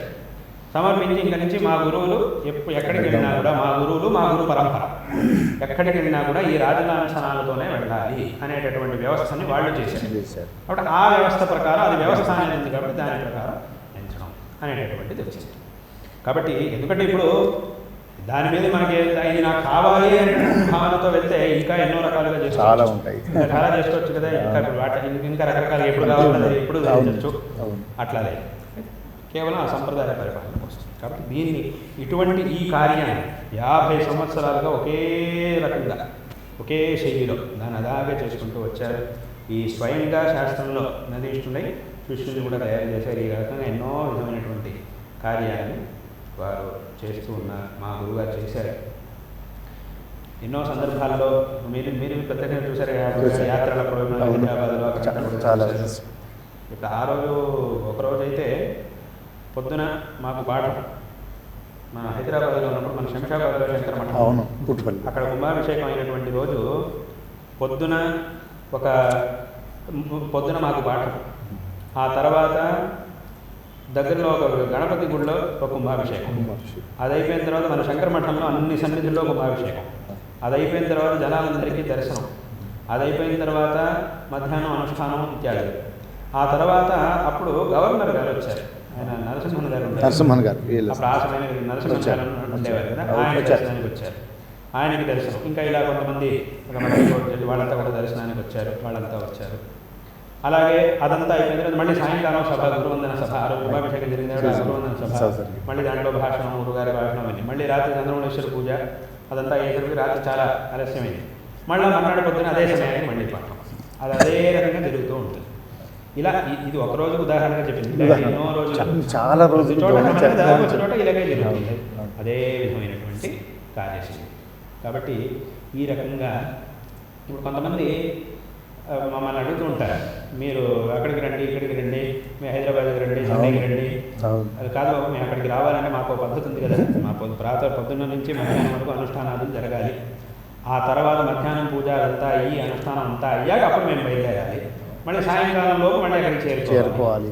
అప్పుడు ఇలా ఉంటుంది. కాబట్టి మేము నేరుగా ఇక్కడి నుంచి బయలుదేరాము, అక్కడ ఒక కార్యక్రమం పూర్తి చేసుకోవడం, మళ్ళీ అక్కడి నుంచి బయలుదేరాము, ఇక్కడికి రావడం కుదరదు. అట్లా మేము చేసేది లేదు అని అంటే ఎందుకు కుదరదు, అందరూ చేస్తున్నారు కదా మీరు కూడా చేయొచ్చు కదా అని అంటారు. కాబట్టి మీకు విమానం ఏర్పాటు చేస్తాం, ఏదో హెలికాప్టర్ ఏర్పాటు చేస్తాం అది ఇది అని అంటుంటారు. చేయండి, అలాగని ఊరికి అన్ని చోట్లకి అట్లా తిరగడం అనేది అలా లేదు, మా పద్ధతి అట్లా ఉండదు. నేను వస్తాను, సరే విమానం ఏర్పాటు చేశారు, వెంటనే నేను ఎక్కాను, దాంట్లో వచ్చాను. కానీ నేను మాత్రం వస్తే సరిపోదుగా, మా పూజ ఉంది, మా మండపం ఉంది, మా పీఠం ఉంది, ఇవన్నీ రావాలి. వాటన్నిటికీ యథావిధంగా రోజు పూజ జరగాలి. ఏమిది ఏదో విమానం ఎక్కాము వెళ్ళాము, మరి దాని పూజ ఏం చేయాలి, ఫలానా సమయానికి ఈ పూజ కావాలని మా నియమం. ఇప్పుడు ఇక్కడి నుంచి ఎక్కాము, రెండు తొందరగా వెళ్ళిపోయాం, ఎక్కడో చోటుకి వెళ్ళాం, అని మరి దీని సంగతి ఏంటి, దీన్ని కూడా తీసుకెళ్ళాలి. అప్పుడు ఇదంతా ఉంది కాబట్టి అయితే చెప్తే చాలా మందికి అర్థం కాదు. ఎందుకంటే అందరూ చేస్తున్నారు, మీరు కూడా ఎందుకు చేయొచ్చు, నేను మీకు ఏర్పాటు చేసేస్తాం అని అంటుంటారు. మీరు ఏర్పాటు చేయడం మాకు పెద్ద విషయం కాదు, మా సంప్రదాయం ప్రకారం జరగాలి, అది మాకు ఉన్నటువంటి పెద్ద విషయం. నేను చాలామందికి చెప్తుంటాను అట్లా. కాబట్టి ఇన్ని సంవత్సరాల్లో ఎన్నో విధమైనటువంటి కార్యాలు. ఇప్పుడు చాలామంది మనకి మా గురుగారు శాస్త్రపోషక సభ అని ప్రారంభించారు. ఆ శాస్త్రపోషక సభ ద్వారా ఎంతోమంది శాస్త్ర విద్వాంసులు, ఇప్పుడు సామాన్యంగా ఉన్నటువంటి చాలామంది శాస్త్ర విద్వాంసులు వాళ్ళందరూ కూడా శాస్త్రపోషక సభ ద్వారా అధ్యయనం చేసి మా గురువుగారి దగ్గర మహాపరీక్ష ఇచ్చి దాంట్లో ఉత్తీర్ణులై ఇప్పుడు జగత్తులో చాలా చోట్ల పెద్ద పెద్ద విద్వాంసులుగా ఉన్నారు. సామాన్యంగా ఎక్కడ వాక్యార్థ సభలు శాస్త్ర సభలు జరిగినా కూడా మొదటి పంక్తిలో వాళ్ళు ఉంటారు. ఇక్కడ జరిగినా వేరే చోట జరిగినా కదా ఆ మొదటి లైన్లో వాళ్ళు కూర్చుంటారు. అంటే అటువంటి ఒక పండితులు ఈ శాస్త్రపోషక సభ ద్వారా చాలా సంవత్సరాలు దీంట్లో అధ్యయనం చేసి మా గురువుగారి దగ్గర పరీక్షించి మా గురువుగారు వాళ్ళకి విద్వత్ ప్రవర అనేటటువంటి బిరుదునిచ్చారు. ఇప్పుడు మనకి మణిద్రావిడ శాస్త్రి గారు ఉన్నారు, చాలా పెద్ద విద్వాంసులు, మీమాంస వేదాంతం ఆ శాస్త్రాల్లో చాలా పెద్ద విద్వాంసులు.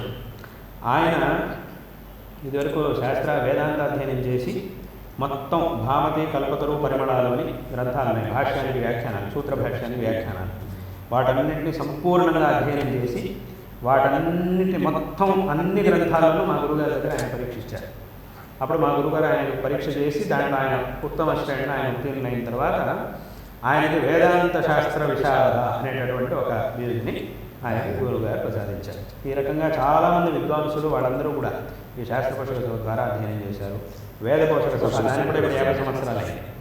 ఆ వేద పోషక సభ ఇది కూడా ఇంత విశేషంగా, భగవద్గీత కూడా భగవద్గీత దీని విశేషంగా ఇలా చాలా ఉన్నాయి, చాలా పనులు జరుగుతూ ఉన్నాయి. అయితే ఇలాగే ఇంకా విశేషంగా ఇంకా విస్తారంగా జరగాలి. ఎన్నో కార్యాలు ప్రారంభించారు, చేశారు. అయితే ఇదే రకంగా ఇంకా విస్తారంగా ఇవన్నీ జరగాలి. ఇంకా జరగవలసినటువంటి ఆవశ్యకత ఇంకా చాలా ఉంది. ఎందుకంటే అది మనకి ఇప్పుడు ఉన్నటువంటి కాల పరిస్థితిలో ఈ ధర్మ ప్రచార కార్యాన్ని మనం ఎంత చేసినా సరిపోదు. అంటే లోకంలో ఒక పరిస్థితి అలా ఉంది. మీకు ధర్మాచరణ చేయడానికి ఒకసారి ప్రయాణం దొరికితే ధర్మ మార్గం నుంచి చ్యుతుడవడానికి 10 సందర్భాలు వస్తాయి. అప్పుడు ఎటువంటి సందర్భంలో మనం ఎంత ధర్మ ప్రచారం చేసినా అది సరిపోదు, ఇంకా మనం చేయాల్సి వస్తుంది. ఇప్పుడు ఇవన్నీ కూడా జరుగుతుంది. గురువుగారు ఇప్పుడు ధర్మ సంస్థాపన కోసమే ఈ పరంపర జగద్గురువులు విజయనగర సామ్రాజ్యం లాంటి ఒక సామ్రాజ్యాన్ని కూడా స్థాపించాల్సి వచ్చింది. ఈనాటికి కూడా తమరు ప్రత్యక్షంగా పరోక్షంగా అనేక విషయాల్లో ధర్మం కోసం చాలా నిష్కర్షగా సూటిగా తమరు అనేకతలు చేస్తుంటారు.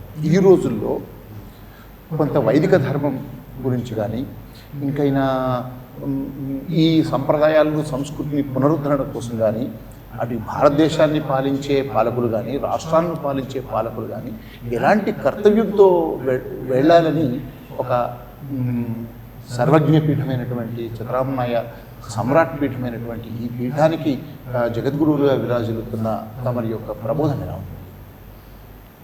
దానికి ఏమిటంటే ప్రతి ఒక్కరూ కూడా 2 విషయాలని ప్రధానంగా పెట్టుకోవాలి.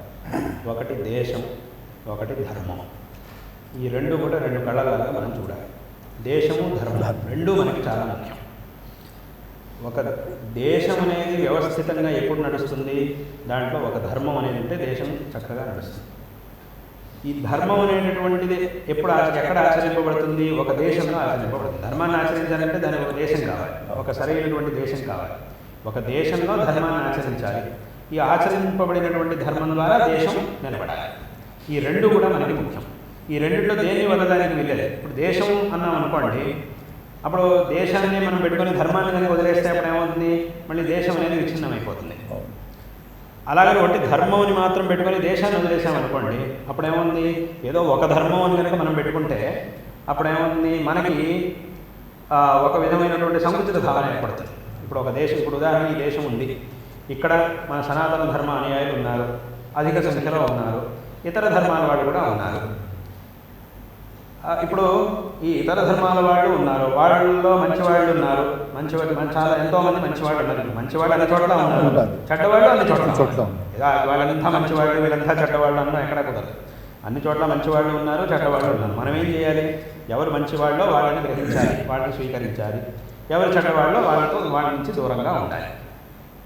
ఇప్పుడు మనం కేవలం ఒక ధర్మం, దేశాన్ని వదిలిపెట్టేసి ఒక ధర్మం అని మాత్రం తీసుకుంటే అప్పుడు ఏమవుతుంది అని అంటే మన దృష్టి పూర్తి ధర్మం మీదే ఉంది, దేశం మీద లేదు అని అంటే అప్పుడు మనం ఏం చేస్తాం? మనకు ఎలాంటి బుద్ధి ఏర్పడుతుందని అంటే, వీడు మా ధర్మం వాడా అయితే వీడు ఏం చేసినా పర్వాలేదు, వీడు మా ధర్మం వాడు కాదా అయితే వీడు ఎంత గొప్పవాడైనా మేము వాడిని తీసుకోం, వాడిని ద్వేషిస్తాం అనే భావన ఏర్పడిపోతున్నాం. వాడు మన ధర్మం వాడు కాకపోవచ్చు, కానీ దేశానికి ఎంతో చేశాడు. కానీ ఏమవుతుందంటే వీడు మా ధర్మం వాడు కాదు కదా అనే భావన అడ్డొస్తుంది అక్కడ. అప్పుడు ఏమవుతుందంటే వాడు ఎంత గొప్ప పని చేసినా వాడిని మనం వదిలేస్తాం. వీడు మన ధర్మం వాడు, కానీ వీడు చేసింది ఏమీ లేదు, ఏం చెయ్యడు కూడా.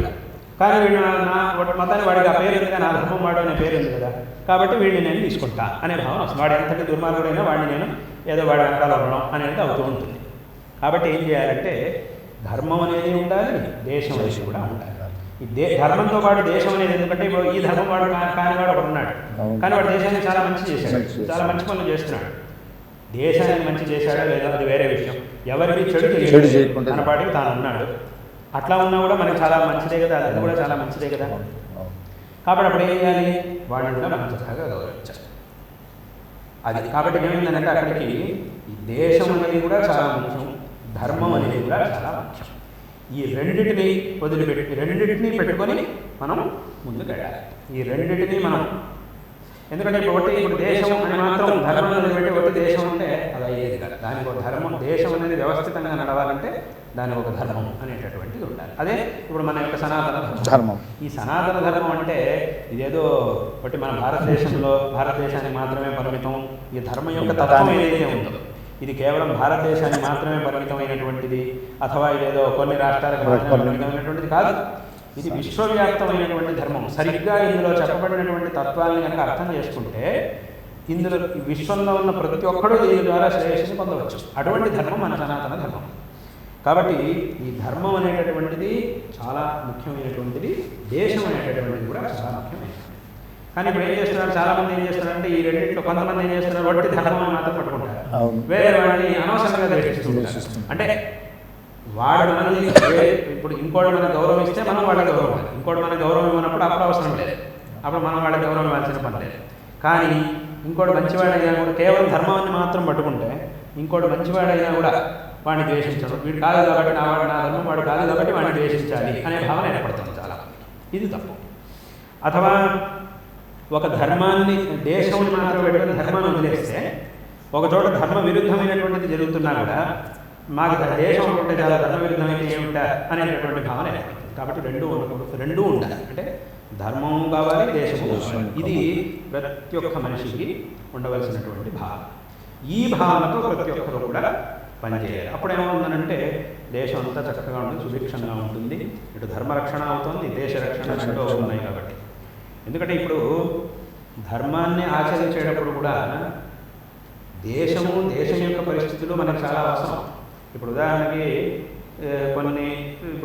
కొన్నేళ్ల క్రితం, ఇప్పుడే ఇటీవల ఒక 2 సంవత్సరాల పాటు దగ్గర ఒక 2 సంవత్సరాల పాటు దేవస్థానాల్లో ఉత్సవాలు అవన్నీ కూడా పెద్దగా చేయలేకపోయారు. ఎటువంటి పరిస్థితి ఏర్పడేది అది అందరికీ తెలుసు. ఎవరు ఇంట్లోకి బయటికి రావడానికి వీల్లేదు, ఎక్కడికి వెళ్ళడానికి వీల్లేదు. ఈ పెద్ద పెద్ద ఉత్సవాలు, దేవుడు ఉత్సవాలు అవన్నీ కూడా ఎలా చేసేది? లేదు నేను ఏమైనా సరే చేస్తామని చెప్పి బయటకు వస్తే ఏమో దానివల్ల మనకే ఇబ్బంది లేదు. అటువంటి పరిస్థితి ఉండేది. అప్పుడు ఏం చేశాము? అలాంటప్పుడు ఏదో ధర్మాచరణ మొత్తం వదిలేయడం కాకుండా దేశ పరిస్థితిని దృష్టిలో పెట్టుకొని కావాల్సినటువంటి ధర్మాచరణ అందరూ చేశారు. కాబట్టి ఏమైంది? దేశ పరిస్థితులను చూసుకొని ధర్మాచరణ చేయాలి. అది కూడా చాలా, అంటే ధర్మాచరణలో మనం ఉన్నటువంటి దేశానికి, ధర్మానికి, ఆ దేశ పరిస్థితికి కూడా ఒక పాత్ర ఉంది, ఒక అంశం ఉంది. దాన్ని చూసుకొని చేయాలి. అలాగే దేశం చక్కగా నడవాలంటే ధర్మానికి దాంట్లో ముఖ్యమైనటువంటి ప్రముఖ పాత్ర దాంట్లో ఉంది. ఇదంతా చూసుకొని మనం చేస్తే అప్పుడు దేశం చక్కగా అభివృద్ధి చెందుతుంది. అందరూ కూడా సామరస్యంగా ఉండగలుగుతారు. ఎక్కడ ఏ విధమైనటువంటి గొడవలు లేకుండా అందరూ కూడా చక్కగా ఉండగలుగుతారు. అయితే అది చేయకపోవడం, చాలామంది పెద్ద పెద్ద స్థానాల్లో కూర్చున్న వాళ్ళకి ఇటువంటి భావం లేకపోవడం అనేది చాలా దురదృష్టకరం. అది అటువంటి భావం కొంతమందిలో మాత్రమే మనకు కనబడుతుంది. వాళ్ళ ద్వారా మంచి జరుగుతుంది, దానికైనా మనం సంతోషించాలి. కానీ అందరికీ అటువంటి భావన అవసరం, ఇంకా చాలామందికి అటువంటి భావన అవసరం. ఇటువంటి భావన ఉన్నవాళ్ళు అన్ని చోట్ల వస్తే ఈ ఈ మతాలు వీటికి అతీతంగా అందరికీ కూడా మంచిది. అలాగే మతాలు వదిలిపెట్టడం అనేది కాదు, వాళ్ళ మతాన్ని వాళ్ళు ఆచరించుకోవాలి. ఇప్పుడు ఏమిటంటే మన దాన్ని మనం ఆచరించాలి, వేరే వాళ్ళని ఆదరించాలి. రెండు ఉండాలి. మన దాన్ని మనం ఆచరించుకోవాలి, ఆచరించాలి, ఆదరించాలి. అది ఎంతవరకు వాడు మనల్ని ఆదరించినంతవరకు మనం వాడిని ఆదరించాలి. అలాగే ఊరికే అనవసరం ఇప్పుడు వాడు మీ ముందు విసిస్తున్నాడు, మీరు మాత్రం ఇంకా వాడిని ఆదరించాలనేది లేదు. అట్లా అవసరం లేదు. అలా వాడు మిమ్మల్ని ఆదరించాలి. మీ మీ మీ ఎలాగైతే మీరు వాడిని ఎలాగైతే చూస్తున్నారో వాడు మిమ్మల్ని అలాగే చూడాలి, మిమ్మల్ని ఆదరించాలి. అప్పుడు మీరు వాడిని ఆదరించాలి. అలా అందరూ కూడా ఉండాలి. కాబట్టి మనదాన్ని మనం ఆచరించాలి, ఇతరులను ఆదరించాలి. ఇలా చేసుకుంటూ పోతే ఎక్కడా కూడా మనకి ఎప్పుడూ ఇబ్బంది పడాల్సినటువంటి అవసరమే ఉండదు. ఈ వైషమ్యాలు ఇవన్నీ కూడా రావడానికి అవకాశం లేదు. ప్రతి ఒక్కరు వాళ్ళ ధర్మాన్ని వాళ్ళ హాయిగా ఆచరించుకుంటూ, ఎవరిని హింసించకుండా వాళ్ళ ధర్మాన్ని వాళ్ళు ఆచరించుకుంటూ ఉంటే చాలా సంతోషంగా ఉండగలుగుతారు. కాబట్టి ఈ దేశం, ఈ ధర్మం, ఈ రెండింటి మీద అలాగని ఊరికే వేరే వాళ్ళని ఏదో బలవంత పెట్టడం, వాళ్ళని మభ్య పెట్టడం ఇలాంటివి జరుగుతుంటాయి. చాలా చోట్ల జరుగుతూ ఉంటాయి. నీది సరిగ్గా లేదు, నీ ధర్మం సరికాదు, ఇట్లాంటివన్నీ చెప్పడం, ఏదో చేయడం, ఇవన్నీ జరుగుతుంటాయి. చాలామంది చేస్తూ ఉంటారు. ఇది చాలా తప్పు. కాబట్టి ఈ భావన అనేది ప్రతి ఒక్కరికి ఉండాలి. అదే రకంగా ఈ ధర్మము, భగవంతుడు అనే దాని గురించి ఒక భయం అనేది ఉండాలి. సరే, భగవంతుడు అలా ఉన్నా కూడా నీ మనస్సుకి, నీ ఆత్మసాక్షికైనా నువ్వు భయపడాలి. ఇది ప్రతి ఒక్కరికి ఉండాలి. ఇది లేదు చేస్తున్నా, అందరూ చేస్తున్నారు కదా నేనే చేసేస్తా, ఏమవుతుందా అని అంటే అందరూ చేస్తున్నారు సరే నువ్వు నేను ఒక్కడిని పైగా ఎక్కువ మాట అంటారు. నేను ఒక్కడిని సరిగా ఉండడం వల్ల అంతా మారిపోతుందా అని అంటారు. ఒక్కడివి సరిగా ఉండడం వల్ల మారకపోవచ్చు, ఇవాళ మారకపోవచ్చు, కానీ భవిష్యత్తులో ఏదో ఒక రోజు మారుతుంది, ఖచ్చితంగా మారుతుంది. ఎక్కడైనా ఒక చోట నుంచి కదా మార్పు అనేది మొదలవ్వాలి, ఎక్కడో ఒక చోట నుంచి మొదలవ్వాలి. నువ్వు ఒక్కడివి సరిగ్గా ఉంటే నేను చూసి 10 మంది తయారవుతారు, చక్కగా ఉంటారు, వాళ్ళని చూసి ఇంకో 10 మంది చక్కగా ఉంటారు, ఇదంతా అవుతుంది. కాబట్టి ఇది సాధ్యం, ఇదేం అసాధ్యమైనటువంటిది కాదు. కాబట్టి ప్రతి ఒక్కరూ ఆ భగవంతుడికి, ధర్మానికి కనీసం వాళ్ళ ఆత్మసాక్షికైనా భయపడాలి. నేను చేస్తున్నది తప్పు, ఇది చేయకూడదు, ఇది మంచి, నేను దీన్ని చెయ్యాలి అనేటటువంటి విషయాన్ని ప్రతి ఒక్కరు కూడా చక్కగా తెలుసుకోవాలి. అదే రకంగా దేశంలో ఉండేటటువంటి వాళ్ళందరూ కూడా, ప్రతి ఒక్కరూ అందరూ కూడా చక్కగా క్షేమంగా ఉండడం కోసం కావాల్సినటువంటి పనులు జరగాలి.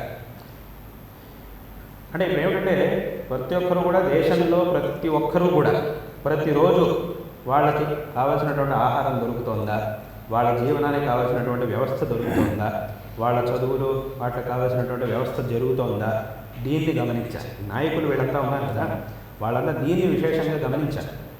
దానికి కావాల్సినటువంటి ఏర్పాటు చేయాలి. అంటే అలాగే ఉంటే వాళ్ళకి ఏమీ లేకుండా ఉంటే వాళ్ళకి ఇస్తూ ఉండడం అని కూడా అర్థం కాదు. ఎవరు ఏం పని చేయగలరో వాళ్ళకి ఆ పనిని ఇచ్చి దానికి తగినటువంటి ఫలితాన్ని వాళ్ళకి ఇస్తే చాలు. దేశంలో ఊరికే అలాగనే ఏదో అనవసరంగా ఏదో ఇవ్వాల్సిన పనిలేదు. వాళ్ళని ఊరికే కూర్చోబెట్టి అది తీసుకొని ఇవ్వాల్సిన పనిలేదు. ఎవరి పని వాళ్ళకి ఇచ్చి, ఎవరు చేయగలిగిన పనిని వాళ్ళకి అప్పగించి, వాళ్ళకి ఆ వ్యవస్థని కల్పించి వాళ్ళే సంపాదించుకునేట్టుగా హాయిగా వాళ్ళు ఉండేట్టుగా చేస్తే చాలు. అటువంటి చేయాలి. అంటే ఈ దేశము, ధర్మం ఈ రెండింటి పట్ల శ్రద్ధ ఉండాలి. అదే రకంగా జనాలు ఎవరైతే ఉన్నారో, దేశ ప్రజలు వీళ్ళంతా ఎవరైతే ఉన్నారో వాళ్ళకి కావాల్సినటువంటి పనులను వాళ్ళకి ఇచ్చి, వాళ్ళు చేయవలసినటువంటి పనులను వాళ్ళకి ఇచ్చి, వాళ్ళకి కావాల్సిన దాన్ని వాళ్ళకి ఇస్తే చాలు. అప్పుడు వీళ్ళేంగా ఊరికే అనవసరంగా అది తీసుకోండి ఊరికే అనవసరంగా అదంతా వీళ్ళు స్వార్థం కోసం చేస్తున్నారు. వాస్తవంగా అలా చేయక్కర్లేదు, ఊరికే ఇవ్వాల్సిన పని లేదు. వాళ్ళకి కావాల్సిన పనిని వాళ్ళకి ఇస్తే చాలు, వాళ్ళే సంపాదించుకుంటారు, వాళ్ళకి కావాల్సిన పని వాళ్ళకి సంపాదించారు. అయితే ఆ వ్యవస్థ లేకపోవడం వల్ల చాలామంది కష్టపడాల్సి వస్తుంది. అలాంటివి కూడా ఇంకా విశేషంగా జరుగుతున్నాయి. ఇంకా బాగా అలాంటివన్నీ కూడా విశేషంగా జరగాలి. చాలా మంచి విషయాలు జరుగుతున్నాయి. ఇప్పుడు మన దేశంలో చక్కటి అభివృద్ధి, ఇదివరకటి కాలంలో లేనటువంటి ఒక విశేషమైనటువంటి అభివృద్ధి ఇదంతా కూడా ఇప్పుడు మనం చూస్తూ ఉన్నాం. అందరూ కూడా ఇప్పుడు మన దేశం అంటే అందరికీ ఒక గౌరవం ఉంది, భయము ఉంది. అటువంటి స్థితికి వచ్చింది ఇప్పుడు మన దేశం. ఇది చాలా విశేషం. ఇది ఇదే రకంగా కొనసాగాలి. ఇదే రకంగా కొనసాగుతుంటే చాలా మంచిది. చివరగా నా వ్యక్తిగత ఆసక్తికరమైనటువంటి నా ఆసక్తి కోసం ఈ పీఠంలో ఇలా జరిగినటువంటి జగద్గురువు అందరూ కూడా ఒక్కొక్క జగద్గురువు గురించి లోతుగా వారు చూస్తే ఎన్నెన్నో ఆసక్తికర విషయాలు దొరుకుతాయి. నాకు ఈ మధ్య నేను చార్ధామ్ యాత్రకి బద్రీకి వెళ్ళాను, కేదార్నాథ్కి వెళ్ళాను. అక్కడ వెళ్తే -2 degreesలో ఉంటే ఎన్ని స్వెటర్లు వేసుకున్నా, ఎన్ని షాల్వాలు కట్టుకున్నా నేను తక్కువ లేకపోయాను. కానీ బదరీ పీఠాధీశ్వరులు, అదేవిధంగా ద్వారకా పీఠాధీశ్వరుల పీఠాధిపతి సందర్భంగా తమరు అక్కడికి వెళ్ళినప్పుడు అందరూ అన్ని రకాలైనటువంటి ఆ శీతలాన్ని తట్టుకునే స్థితిలో ఉంటే తమరొక్కరు మాత్రమే ఇక్కడ మాకు ఎలా దర్శనం ఇస్తారో, ఎలా ఉంటారో అక్కడ ఉంటారు. ఇది ఈ రకమైనటువంటి అంటే నేను తమరిగా కాకుండా ఈ పీఠం యొక్క వయసు మాకు అక్కడ కళ్ళ కట్టడం కనిపిస్తుంది, ఇంకా పువ్వులు అనేక కనిపిస్తాయి. అది ఎలా సాధ్యం? అది మా గురువులు, మా గురువు గారు, వాళ్ళ గురువులు, ఈ పరంపరలో వచ్చినటువంటి గురువులు వాళ్ళందరూ కూడా మాకు చేసినటువంటి అనుగ్రహం. వారు ఎన్నో తపస్సులు అవన్నీ కూడా చేసి, అందులో ఎన్నో కఠినమైనటువంటి పరిస్థితులు కూడా ఉండేవి ఒక కాలంలో. ఆ లెక్కలో చూస్తే ఇప్పుడు మనం చాలా మంచి స్థితిలో ఉన్నట్టే. వెనకటి కాలంలో పరదేశాల నుంచి వచ్చి వాళ్ళు చేసినటువంటి ఆక్రమణలు, ఆ దౌర్జన్యాలు అవన్నీ కూడా మనం ఇతిహాసంలో పఠిస్తే అప్పటి సందర్భంలో కంటే ఇప్పుడు చాలా మంచి సందర్భంలో ఉన్నట్టే మనం దాంతో పోలిస్తే. కానీ అటువంటి సమయంలోనూ వారందరూ కూడా మా పూర్వాచార్యులు, గురువులు వారందరూ కూడా చేసినటువంటి అఖండమైన తపస్సు అదేదైతే ఉందో అది మాకు అటువంటి సామర్థ్యాన్ని కలిగిస్తోంది. వారి యొక్క సామర్థ్యం అనే నేను చెప్పాలనుకుంటున్నాను. మా గురువు గారి యొక్క సామర్థ్యం, వారి అనుగ్రహం. ఒకసారి మా పరమ గురువు జగద్గురు అభినవ విద్యాతీర్థ మహాస్వామి వారు వారి జీవన చరిత్రలో ఒక ఘట్టం ఉంది, ఒక సందర్భం ఉంది. వారు ఒకసారి తమ గురువులు ముక్తులైన తర్వాత, చంద్రశేఖర భారతీ స్వామి వారు 1954లో వారు ముక్తులైన తర్వాత, దేహత్యాగం చేసిన తర్వాత 56వ సంవత్సరం నుంచి మా పరమ గురు అభినవ విద్యాతీర్థ స్వామి వారు ఒక విజయయాత్రను సంకల్పించారు. వారు విజయయాత్రకి బయలుదేరే ముందు కొంతమంది మాట్లాడుతూ ఒక వ్యక్తి, ఫలానా వ్యక్తి ఒక ఆయన ఉన్నాడు, అప్పుడు ఉండేవాడు. ఆయన అన్నట్ట, ఈయనే యాత్ర చేస్తాడు, యాత్రకి వెళ్తే ఏమవుతుంది, ఈయన వల్ల ఏమవుతుంది, ఏదో ఇక్కడే ఉంటే ఏదో పర్వాలేదు, బయటకంతా యాత్ర వెళ్తే ఈయన వల్ల ఏమవుతుంది, ఏమిటి అని ఏదో అన్నట్ట. ఆ వాక్యం వారి చెవిన పడింది. దాన్ని పట్టించుకోలేదు, యాత్రకి బయలుదేరారు. 1956లో యాత్రకి బయలుదేరి 6 సంవత్సరాల పాటు యాత్ర చేశారు. 1962 వరకు యాత్రలు చేశారు. వరుసగా 6 సంవత్సరాలు శృంగేరిలో లేరు. వారు చాలా యాత్రలు చేశారు. 1956 నుంచి 62 వరకు యాత్ర చేశారు. మళ్ళీ 64లో బయలుదేరి ఇంకో 4 సంవత్సరాలు యాత్ర చేశారు. ఆ యాత్రలోనే ఆ రెండోసారి 4 సంవత్సరాల పాటు యాత్ర చేస్తున్నప్పుడే 1966లో వారు ఉజ్జయినిలో ఉన్నప్పుడు మా గురువు గారు తమ ఊరి నుంచి బయలుదేరి వారి దగ్గరికి వెళ్ళారు. అలా యాత్ర చేశారు. ఆ యాత్ర అంతా 6 సంవత్సరాల పాటు యాత్ర అంతా జరిగి వారు శృంగేరికి వచ్చినప్పుడు ఆ వ్యక్తి భయపడిపోయాడు. వీరి యాత్ర బయలుదేరినప్పుడు నేను ఎంత పెద్ద పొరపాటు చేశాను, ఎంత తప్పు మాట ఆడాను, నేను చాలా పొరపాటుగా నేను మాట్లాడాను అని చెప్పి ఆయన చాలా ఇదైపోయి వారి ముందుకు రావడానికి ఆయన చాలా సిగ్గుపడ్డాడు. ఇంత గొప్పగా యాత్ర జరిగింది, 6 సంవత్సరాల పాటు యాత్ర జరిగిందే, ఎంత గొప్పగా జరిగింది, నేను వారి సామర్థ్యం తెలుసుకోలేక ఇలా అన్నానే నేను అని చెప్పి ఆయన చాలా పశ్చాత్తాపడ్డాడు. తప్పయింది అని చెప్పి వచ్చి నమస్కారం చేశాడు. అదే అధిష్టానం. యాత్ర అంతా ముంచుకుని మొట్టమొదటి అధిష్టానానికి వెళ్ళి గురువులు దర్శనం చేయడమే. అక్కడ వెళ్ళి దర్శనం చేసిన తర్వాత, చేసి బయటకు వచ్చిన తర్వాత అప్పుడు మా పరమ గురువులు ఆయనతో చెప్పారు, ఇంత యాత్ర జరిగింది, ఇప్పుడు మీరు అన్నారు ఏం చేయగలుగుతారు ఈయన అని మీరు అన్నారు, కానీ ఈ యాత్రకి నేను బయలుదేరే ముందు నేను ఏం చెయ్యాలన్నా కూడా దానికి మా గురువుల అనుగ్రహం మాకుంది. కాబట్టి ఈ యాత్రకి నేను బయలుదేరే ముందు మా గురువు గారు ఎంతో ఒక సముద్రంలో అంత తపస్సు చేసి ఇక్కడ పెట్టారు. వారి యొక్క సన్నిధిలో దాంట్లోంచి ఒక చిన్న పాత్రలో నేను వారి అనుగ్రహాన్ని తీసుకొని, వారి తపస్సును తీసుకొని నేను బయలుదేరి యాత్ర అంతా చేసి వచ్చాను. కాబట్టి ఇక్కడ మేము ఏం సాధన చేసినా మా గురువుల అనుగ్రహం మాకుంది, దాని ద్వారా మేము చేస్తున్నాం అని వారు అప్పుడు చెప్పారు అని ఒక సందర్భం వారి జీవన చరిత్రలో. వారు చేసి మా కోసం చాలా తపస్సులు చేసి అక్కడ ఉంచారు. ఆ తపస్సును తీసుకొని మేము ఈ పనులన్నీ చేస్తాం. మేము ఏం చేయగలిగిన కూడా ఆ తపస్సును తీసుకొని మేము ఇదంతా చేస్తున్నాం. కాబట్టి ఇప్పుడు ఈ 6 సంవత్సరాల పాటు మేము ఇంత పెద్ద యాత్ర చేసాము అని అంటే వారు చేసినటువంటి తపస్సు నుంచి కొంత తపస్సుని మాతో పాటు తీసుకెళ్ళి ఇంత చేయగలిగాం. కాబట్టి ఇక్కడ మనం ఏం చేయగలుగుతాం, నేనేం చేయగలుగుతాను అనేదాన్ని పక్కన పెట్టి మా గురువులు మాకేం ఆదేశం చేశారు, వారు మాకు ఏం చేయమని చెప్పారు, అది చేయడం మా కర్తవ్యం. వారు మనం చెప్పారు ఇది ఇలా చెయ్యాలి అని చెప్పారు, దాన్ని చేయడం మన కర్తవ్యం. దానికి వారి అనుగ్రహం, వారు చెప్పారు అని అంటే అది ఖచ్చితంగా జరుగుతుంది. ఇది నువ్వు చెయ్యి అని చెప్పి ఆదేశించారు అంటే అది ఖచ్చితంగా జరుగుతుంది. దాన్ని పెట్టుకొని మనం ఆ పనులను చెయ్యాలి. అదేవిధంగా ఇంకే నేను అప్పుడు మా గురువుగారిలో 2017వ సంవత్సరంలో తమిళనాడులో తమిళనాడు, కేరళ 2 చోట్ల యాత్ర జరిగింది. ఆ తర్వాత ఆంధ్రదేశంలో యాత్రకి నేను 18లో వచ్చాను. ఆ 18 యాత్రకు వెళ్లే ముందు మా గురుగారు నాకు ఆదేశించారు. నేను ఫాల్గుణ మాసంలో యాత్రకు వెళ్ళాను. ఈ నవరాత్రులప్పుడు మా గురుగారు మాకు ఆదేశం చేశారు, ఇంకా మేము ఇంకెక్కడికి యాత్రకు వచ్చేది లేదు, ఇక మేము యాత్రలన్నీ ఆపేస్తున్నాం, ఇంకెక్కడికి యాత్రకు వచ్చేది లేదు, ఈ ఆంధ్రదేశానికి వెళ్ళినప్పుడు మేము వచ్చేది లేదు, నువ్వు మాత్రం వెళ్ళాలి అని నాకు చెప్పారు. అప్పుడు నేను అడిగాను, మా గురుగారిని అడిగాను, మీ గురుగారు రాకపోతే నేను ఒక్కడిని ఎలా వెళ్ళేది అని చెప్పి నేను అడిగాను. అప్పుడు మా గురుగారు చెప్పారు, మేము ఎప్పుడు నీతో పాటే ఉన్నాం అవును అని చెప్పారు. అదే రకంగా చాలామంది వచ్చి అడిగారు మా గురుగారిని, తమరు రాకపోతే ఎట్లా, వారు వస్తే మాకు సంతోషం, కానీ తమరు వస్తే మాకు చాలా సంతోషం, వస్తే ఇంకా సంతోషం మాకు అని అంతా అన్నారు. అప్పుడు మా గురుగారు ఒక మాట అన్నారు, ఏమిటంటే అంటే అది వారి నోటి నుంచి వచ్చింది, నేను నా గొప్పదనం చెప్పుకోవడం కాదు, వారు అన్నటువంటి మాట. అప్పుడు మా గురుగారు ఒక మాట అన్నారు, ఏమిటంటే మా శిష్యుల్ని మేము పంపిస్తున్నాం, మా శిష్యులు వస్తే మేము వచ్చినట్టే అని ఒక మాట అన్నారు. ఆ ఒక్క మాట మొత్తం యాత్ర నడిపించింది అని నా దివ్య సప్తతి పూర్తి రోజు కూడా మేమంతా భక్తులం వారి వాణిలో విన్నాము, వారిలోనే మమ్మల్ని ఆ మాట మేము ప్రత్యక్షంగా.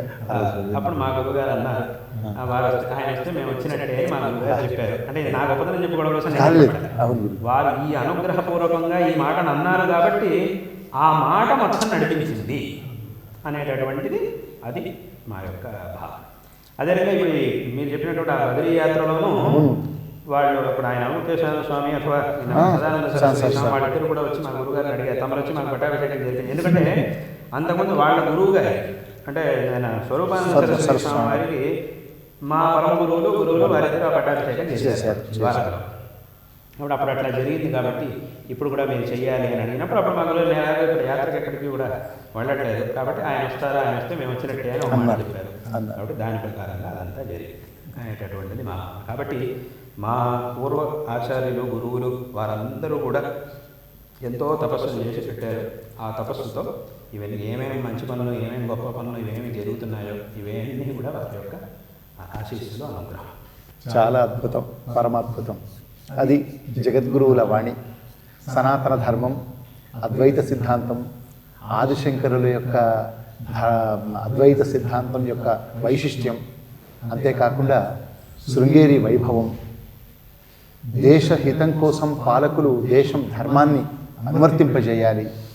ఇంకా గురు పరంపరగా ఆ గురువుల యొక్క అనుగ్రహం వల్ల ఇక్కడ పీఠాధిపతులుగా విరాజిల్లిన ప్రతి ఒక్కరి యొక్క ఈ గొప్పతనం కానీ, వారిలో ఉండే ధర్మనిష్ట కానీ, అనుష్ఠాన బలం కానీ, ఇవన్నీ ఎంత గొప్పగా ఉంటాయి అనే దానికి కూడా అనేక తార్కాణాలు గురువుగారు తెలియజేసి, అంతేకాకుండా సమాజంలో సనాతన ధర్మాన్ని ఎవరు అనువర్తింపజేయాలి, ఏం చేయాలి, సనాతన ధర్మమే సర్వశ్రేయోదాయకం. అది మన ధర్మం కూడా అందరినీ కూడా ఆదరించమని, మన ధర్మాన్ని అనుసరించండి, ఇతరులను ఆదరించండి అనేటువంటి గొప్పనైనటువంటి అనేక విషయాలను వారు సెలవిచ్చి, నిజంగా శృంగేరి దక్షిణామ్నాయ శృంగేరి శారదాపీఠం యొక్క జగద్గురువుల యొక్క గొప్పతనం ఏంటో ఈ యొక్క ముఖాముఖి ద్వారా జగద్గురువులు అనుగ్రహించారు. దాదాపు గంటన్నర సేపు జగద్గురువుల యొక్క వాణి మనల్ని ఆనందభరితులను చేసింది. ఇంత విలువైన సమయాన్ని గురువుగారు అనేక కార్యక్రమాల్లో ఉన్నప్పటికీ కూడా ఈ సువర్ణ భారత్ సందర్భంగా ప్రత్యేకంగా నేను వారిని అభ్యర్థించినందుకు, వారు ఇంత గొప్పగా సెలవిచ్చినందుకు నా జీవితం ధన్యమైంది. మేము కూడా ఇంతటి మహానుభావులైనటువంటి శారదాంబ స్వరూపం, ఆదిశంకరుల స్వరూపం, పరమేశ్వర స్వరూపంగా విరాజిల్లుతున్న శృంగేరి జగద్గురువులు మేము జీవించి ఉండగా అలాంటి గురువులను చూస్తున్నాం అనేటువంటి భాగ్యం. ఒకసారి వారిని తలుచుకున్న ఏ క్షణమైనా మేము ఏ రకమైనటువంటి ఇబ్బందుల్లో ఉన్నా, ఏ రకమైనటువంటి భావనలో ఉన్నా ఒక్కసారి గురువు గారిని మనసులో తలుచుకుంటే చాలు మాకు ఎంతో సాంత్వన కలుగుతుంది. మా కాదు, భక్తకోటి మొత్తానికి సాంత్వన కలుగుతుంది. అలాంటి మహానుభావులు జగద్గురువుల ఉండగా ఉండడం ఇది నిజంగా పూర్వజన్మ సుకృతం. ఇంతసేపు మనల్ని అనుగ్రహించి ఇన్ని మంచి మాటలు చెప్పినటువంటి గురువులకు మరోమారు సాష్టాంగ ప్రణామాలు ఇస్తూ, మీ అనుగ్రహం, మీ యొక్క తరవ మమ్మల్ని ఎప్పుడు కూడా ధర్మ మార్గంలో నడిపించి మా అందరినీ కూడా ధర్మం వైపు అనుక్షణం కూడా అదేవిధంగా నడిపించేలా మీరు అనుగ్రహించాలని ప్రార్థిస్తూ ధన్యవాదాలు.